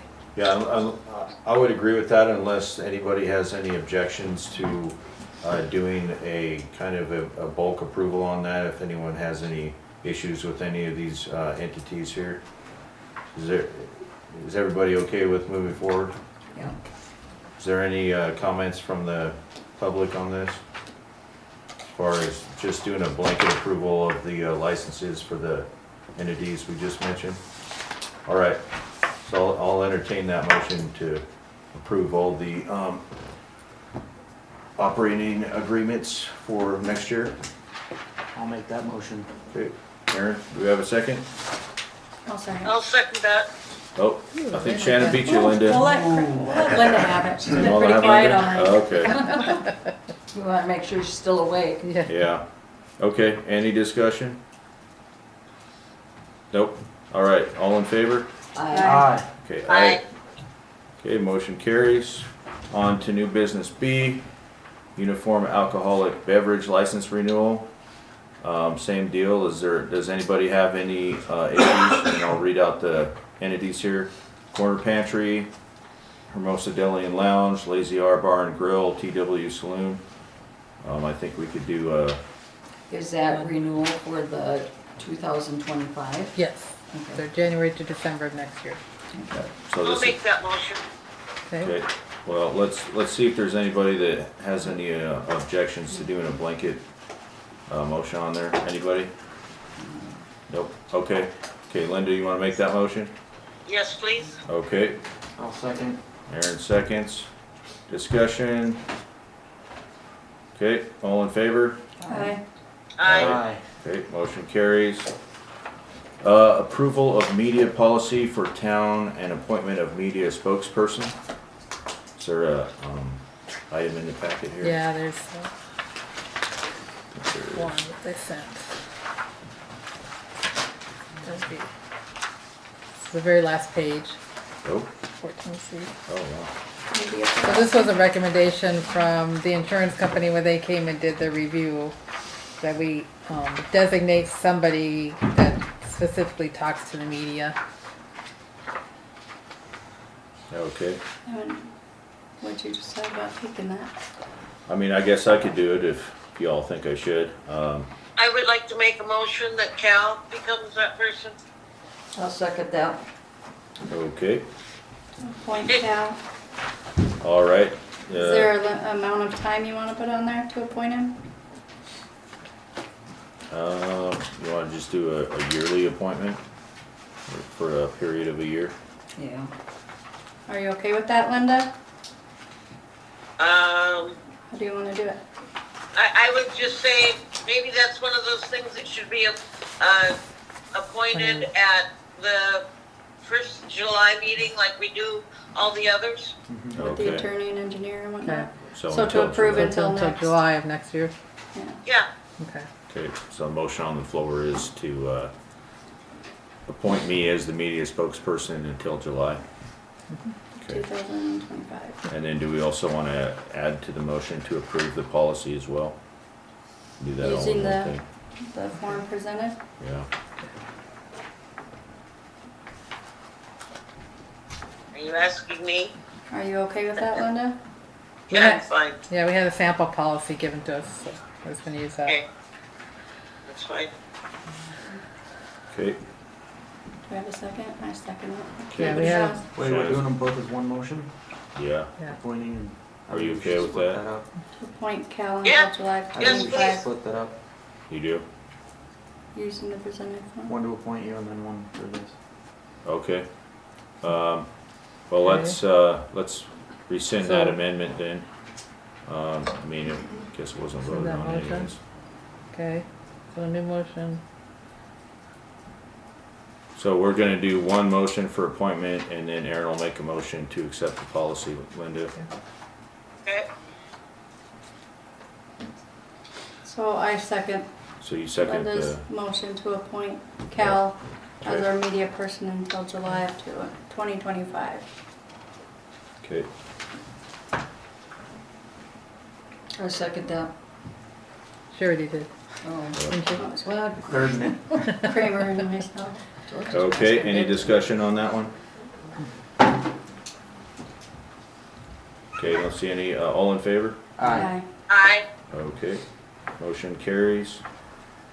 Aaron, would you like to make your motion to approve the, media policy? Yeah, I'll make this motion I'll, to approve the I'll second recommended that. policy for media contact. Okay, Linda seconded, so. yep, Linda second. Okay, motion made and seconded, any discussion? Nope, I don't see any, so all in favor? Aye. Aye. Okay, aye, motion carries. Okay, so we got that done. Permission for food pantry to use refrigerator and break room downstairs. So I had, one of the gals in the food pantry contact me and they wanted to know if they could use that refrigerator. Well, they wanted to maybe buy their own, but then they said, well, could they just use that? And it's only one day a month and it would just be during the time that they're here distributing food. Cause they do have some items that need to be refrigerated. And they just, and I said, well, I just would ask the board to make sure you guys were okay with it. I Yeah. see a problem with it. Yeah, let's Where see did they that's an distribute from? They Like, bring could it. they use the meeting room and distribute Yeah, I there think with they the fridge? do. Yeah, they have a separate room there that they store some of their But maybe it's dry all dry goods. stuff, Their dry yeah. goods are in there, and then they bring in like some fresh food or But like it's frozen. downstairs Yeah, here. it's downstairs in the basement. Yep, and it's just one It's day a different month. than the one at the truck. Yeah, it's not the feeding South No, I Dakota. thought it it's- was over at the Lutheran church. Oh, Closet no, pantry or they, something. Yeah. no, it has been over there Yeah. for a while. Gotcha. I just didn't wanna refrigerate here and then have to. No, they distribute it down, they just wanted to be able to have it, keep Do they some need things cold there while they're, a and motion it's only or for a just few. approval? 'Cause we don't. I don't know, do we? I mean, let's just do a quick motion just to cover it, I suppose. So I'll make a motion that we, give, food pantry to use the refrigerator and a break room downstairs per Terry's description of their intended activity. I second it. Okay, motion made and seconded. Do we have, any discussion? Okay, seeing none, all in favor? Aye. Aye, motion Aye. carries. Linda? Okay. Got you? Aye. Yes, ma'am. Okay, moving on, town shop lease. So Jerry has given notice that he will be vacating that building end of November, so Okay, just wanted to give that a heads up, so we'll have to do some advertising. Do we okay. have something current that we used last time? That we used could last, yeah, we just distribute? did it last December, I found those documents, so. we can- And then, what did we do last time? Did we publish it in the paper or just post We it solicited online? sealed bids, and then you selected one, and then you had a public hearing. Did we That have any people were other okay with sealed who you bids other selected. than Jerry's? I don't vote, I don't I don't think, I remember don't either. remember, I just, in the minutes, I just saw that, yeah, Jerry's. There was only one. There was only If the one. question was, there was only one Yeah, I thought so. submittal last year. But, so you asked for sealed bids, then you opened them, and then you had a public hearing just to make sure everybody was okay with you leasing it to Jerry, so. Okay, Sounds good. very good. Do we need to get the ball rolling with approving the Well, re-advertisement so we're I mean, ready? I'm not sure, Do we Linda need to wanted do to that, use or- it for the, I was hoping that, or thinking that we could use it for our float. To For the decorate in parade. December? In the So interim, yeah. I think we should shoot for the first of the year. So we can talk about this So we in the can talk about December the- meeting yeah. for January? Yep. Okay. Okay. Alrighty. Very good. So last item is Christmas parade ideas for the town float, so we could do maybe a quick 5-minute discussion on this one. Why don't we table it until our next meeting? And And the then other- Linda will be back so she can put her input in. and the other thing I did have with that, Breezy Simpson had called me on Monday, I believe, and there's some question about whether you'd be able to throw candy out or if you'd prefer to have people walk and hand it out. And I know in Custer when we used to do that, we used to throw it out and then it kind of It's gonna got be to be dark though. a problem with the kids getting too close to the float, so then Yeah. they decided it's better for have walkers Maybe and hand it some out, bags so. or s- Yeah, yeah. so, Ziploc Well- bags. so. Deb? I think the time of the float or the parade, it's gonna be dark anyway. Well, that's Right. what, yeah, they're not gonna Won't be see the any candy. candy. Yeah. She had just called and asked, so I Yeah. said I'll Yeah. bring it up at the meeting. Okay. So walking Okay. and handing out treat bags would be Probably better, yeah. Yeah, so we can add that to the next agenda and cover this again. Okay. Or, in more detail. Okay. So I think items. Chuck should be Santa. Okay, well, let's discuss that And you're next the week. elf. We're gonna discuss this next week, all right? All right. Yeah. All right, items from citizens, no action will be taken. Deb? I was just wondering, I'm just asking, is it legal to put Christmas decorations on the street poles out on Main Street for the parade? An individual, not me, so, an individual had purchased them, but there's a good chance that we're going to get a bunch of Rapids, old street sign stuff, Christmas Put on the decorations. But it's something to maybe think about or check out and let us know. Okay. You mean like what they have down in Rapid City on their street poles? Do we own those poles or are they DOT's? You have. They are responsible. Are the streetlights the Responsible, does that mean we can decorate them? I don't know, that's what We took them. Can I I think it comment, depends on please? which is which. Do you have a comment on that, Ken? Kent said yeah. Ken? I do. It's whatever, whoever is responsible for the care of those poles, I mean, Which we are. yeah. I don't think Can I there's probably, comment? there's an issue Just a with minute, Linda. issues or anything like that. They should be stable enough, right, or not? Oh, yeah, and we've got outlets that we had pre-planned on them when we did the project for doing that for decorations. And if we're able to do it, I mean, we were gonna donate it to put them up, so. If we get Like I said- permission from the town. Maybe get check and make sure we can actually do it. I don't know, maybe get a hold of, with it being, You wanna check on that? highway. Are the Yeah. outlets meter? Alright. It's like Linda we has got a comment, though. Contracting Linda outlets, had a they are question. metered outlets, so then you wouldn't have to worry about power. Because we pay Yeah. the Are light you ready? bill. All right, hold on. All right, Linda has a comment / question. So the last time when we first got the polls and we were doing the Hermosa anniversary, we had to go to the state to get approval to put whatever was on those poles. At the time, we got approval for flags, and then it never got done.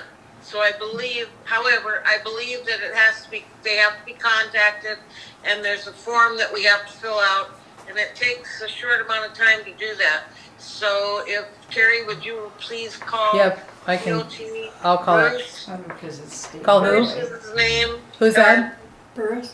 Well, Connie is the secretary, so she Bruce. maybe can answer the questions. Otherwise, Bruce is the head guy down there now in Custer, so. Okay. But we'll Custer want to get DOT. right on that. Yep, to I'll do that make sure tomorrow we morning. hit the time frame. Yep. And I think you had to be very specific, whether it was flag, banner, candy canes, blah, Candy blah, cane? blah. Okay. And I think we need to get a time frame on, how long those things can hang also. 30 days or less? I think Go ahead. I think basically just through Christmas and then we'll take them down or something. Happy New Year. So, First So like- of the year. 45 days? after Thanksgiving through New Year's? Well, we'll have our parade on the 14th. Right, So but how next- quickly will you put them up Get then? 'em- well, as soon as we I guess can. as soon as you can get them Yeah, approved, as soon as we okay? get it, yeah. Through and down by January first of the 1, year, okay, yeah. yep, Or after the first of the year. yeah, Okay. December 1 through January Weather depending. right. 5 or something? Yeah. All right, Linda, is your Okay. comment done? And Terry, when you do that, please find out if we have to contact them every holiday. If Okay. we're gonna do something on every holiday, or if we have to contact them when we're changing from a banner to a, get all Sure. the information you can, Yep. please. Okay, will Thank do, you. yep. All right, What thanks. specific street are we talking about? Main Street. Main with the Street. This DOT one right signs. here? I believe there's 11 or 12 poles. On Main, just 13? 13 on 13 Main? poles. Okay, So it'll Okay. be 13 of them. Okay, before we move on, Joan, did you have a comment or question? I did. Jill and I are trying to get a head count of board members. They're gonna be at the RIC meeting Tuesday and Wednesday, so we're planning Next on week. lunch both days, Is that next So week? Tuesday, Wednesday, I thought it was Wednesday and I Thursday. will sure try. 8 to 3. I know that Cal, that you and Linda both said you were. This thing could be over by then, Okay. before Cal. You asked for lunch on Thursday, it seems. Yeah, I was wasn't it gonna say Wednesday and it's Thursday? Wednesday and Thursday. isn't Oh, it? you said Tuesday and Wednesday. Sorry, Wednesday and Thursday, yeah. No, Tuesday that- is their travel day. Okay, that's right. All right, Yeah, I thought it was Wednesday and so Thursday. technically, the agenda items, the Christmas parade ideas, we haven't moved on to items from citizens yet. Are you ready? So I let's, thought you were, I'm sorry. yeah, so let's go to items from citizens. No action will be taken by the board on any issue related without being first placed on a future agenda by the board to allow for proper notice. Meetings of the Board of Trustees are open to the public. The audience will be allowed to comment on specific agenda items during the time allotted on the agenda for those items according to established procedures of the board. This is a time for members of the public to express concerns or discuss issues having relevance to the town. Anyone wishing to address the town board during this time shall be asked to stand and identify themselves after being recognized by the town board president. And I would like to ask Kathy, I think I forgot to call on you when you had your hand up during one of the discussions. Did you, are you okay now? Oh, okay, okay, awesome, yep. Okay, Jerry? Jerry Stiles, you asked me to do that, so I'm gonna do that. Thanks, Jerry. Yeah. and told me to stand up. That's, just because I came over here, it's not gonna be long. I just want to say thank you to the board for the night. Thank you to Cal for running a meeting, very professional. The whole, yep. Thank you. Thank you. Very professional, treated the audience with respect, the whole board. Some of the things that you guys had was tough issues today. Like I mentioned earlier, you guys came together and did it, and I just want to say thank you. Yep, thanks, Jerry. Oh, and one other thing. Yep. One of the things, when Hermosa Connect started, I was just a business person there and I was there. But the board, Vicky, came as a board member all the time. Oh. Once I became president, then I started going to the meetings, and if I couldn't make it, then Vicky did. And I know you guys can't take action on this, but I'd really like to see a person like Aaron. They're Monday mornings, right? Yeah. Yeah, I'm in class. I was Well, going. the next meeting's gonna be in the evening. Are they doing it in the evenings then? All right. Yeah, so. Let me know. Yeah, and so what we'd look like is, because I know they mentioned, well, is everything being communicated? Well, I think there was kind of a little break there because Vicky communicated stuff, and then when I was the board president, I went there and then that stuff got communicated. Mm-hmm. But there is that little lapse now. And we definitely, and we talked about earlier, about working together in a positive manner, and to have someone from the board there to listen from the board perspective and give input from a board perspective and take input and stuff back. So I just wanted to ask for that. Okay. Very good. Thanks, Jerry. Is there anybody else, items from citizens? Joan? I would like a head count on who's coming. Okay. I mean, Raise of hands or something, I could do Thursday. one day, Thursday. yeah. I think I can get the time off. And that was at what time? I can't. 10? I haven't thought this So one. we'll need to post a quorum. Yep. Because I'll try to as well, and that'll be. Okay. And Linda said she was gonna be back for that as well, right? Okay. So I'll try to make both days. No? I Well, thought she she's was gonna be coming back in time for some meeting. for the next It's not meeting. this one, The next next board meeting. meeting. when the people go. I can't go. Okay, I'll try. thank you. All right. Any other items from citizens? Okay. Trustee input. Just start over here. Aaron, do you have any input? Yeah, I want to ask for a work session in early January to focus on economic development, specifically. Just a whole meeting dedicated to inviting the businesses of the town and people who are in the connects to come in and focus solely on that for a whole meeting so we can really start working on improving the business well-being in town. Nice. So special meeting in January? Okay.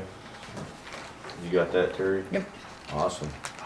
I mean, I guess my input is, I appreciate everybody coming here.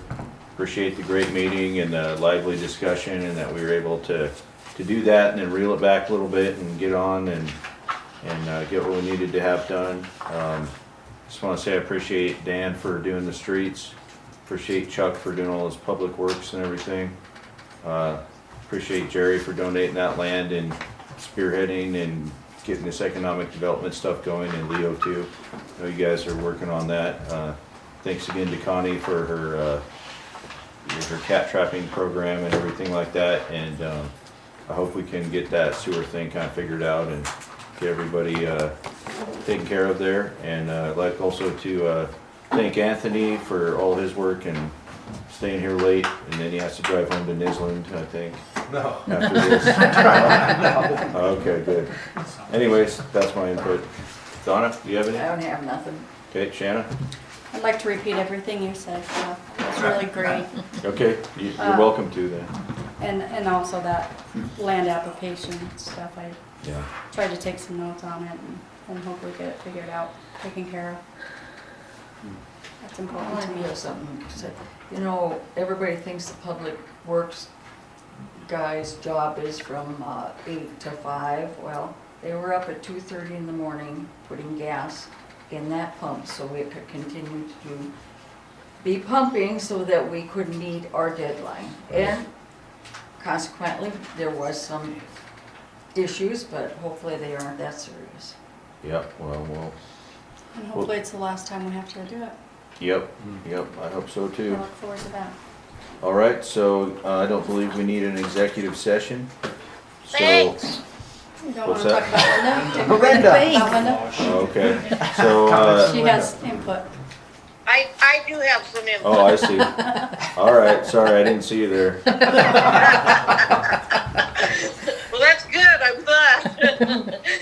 I just want to thank Anthony for calling a friend to get what we needed done quickly, and all the work that he has done, and everybody else too. Just like you said, it's so nice to see things moving forward. And thanks, Anthony. Yep, no problem, Linda. All right, is that it? That's all for me. All right, so again, I don't think we need an executive session, so I'll make a. Motion that we adjourn this meeting at 9:07. Okay. I Donna, thought you were ready for that. I'll I second that. was. Aaron Oh, seconds. see, 9:07. All right, all those in favor? Aye. All right, Aye. meeting adjourned. Thank you very much.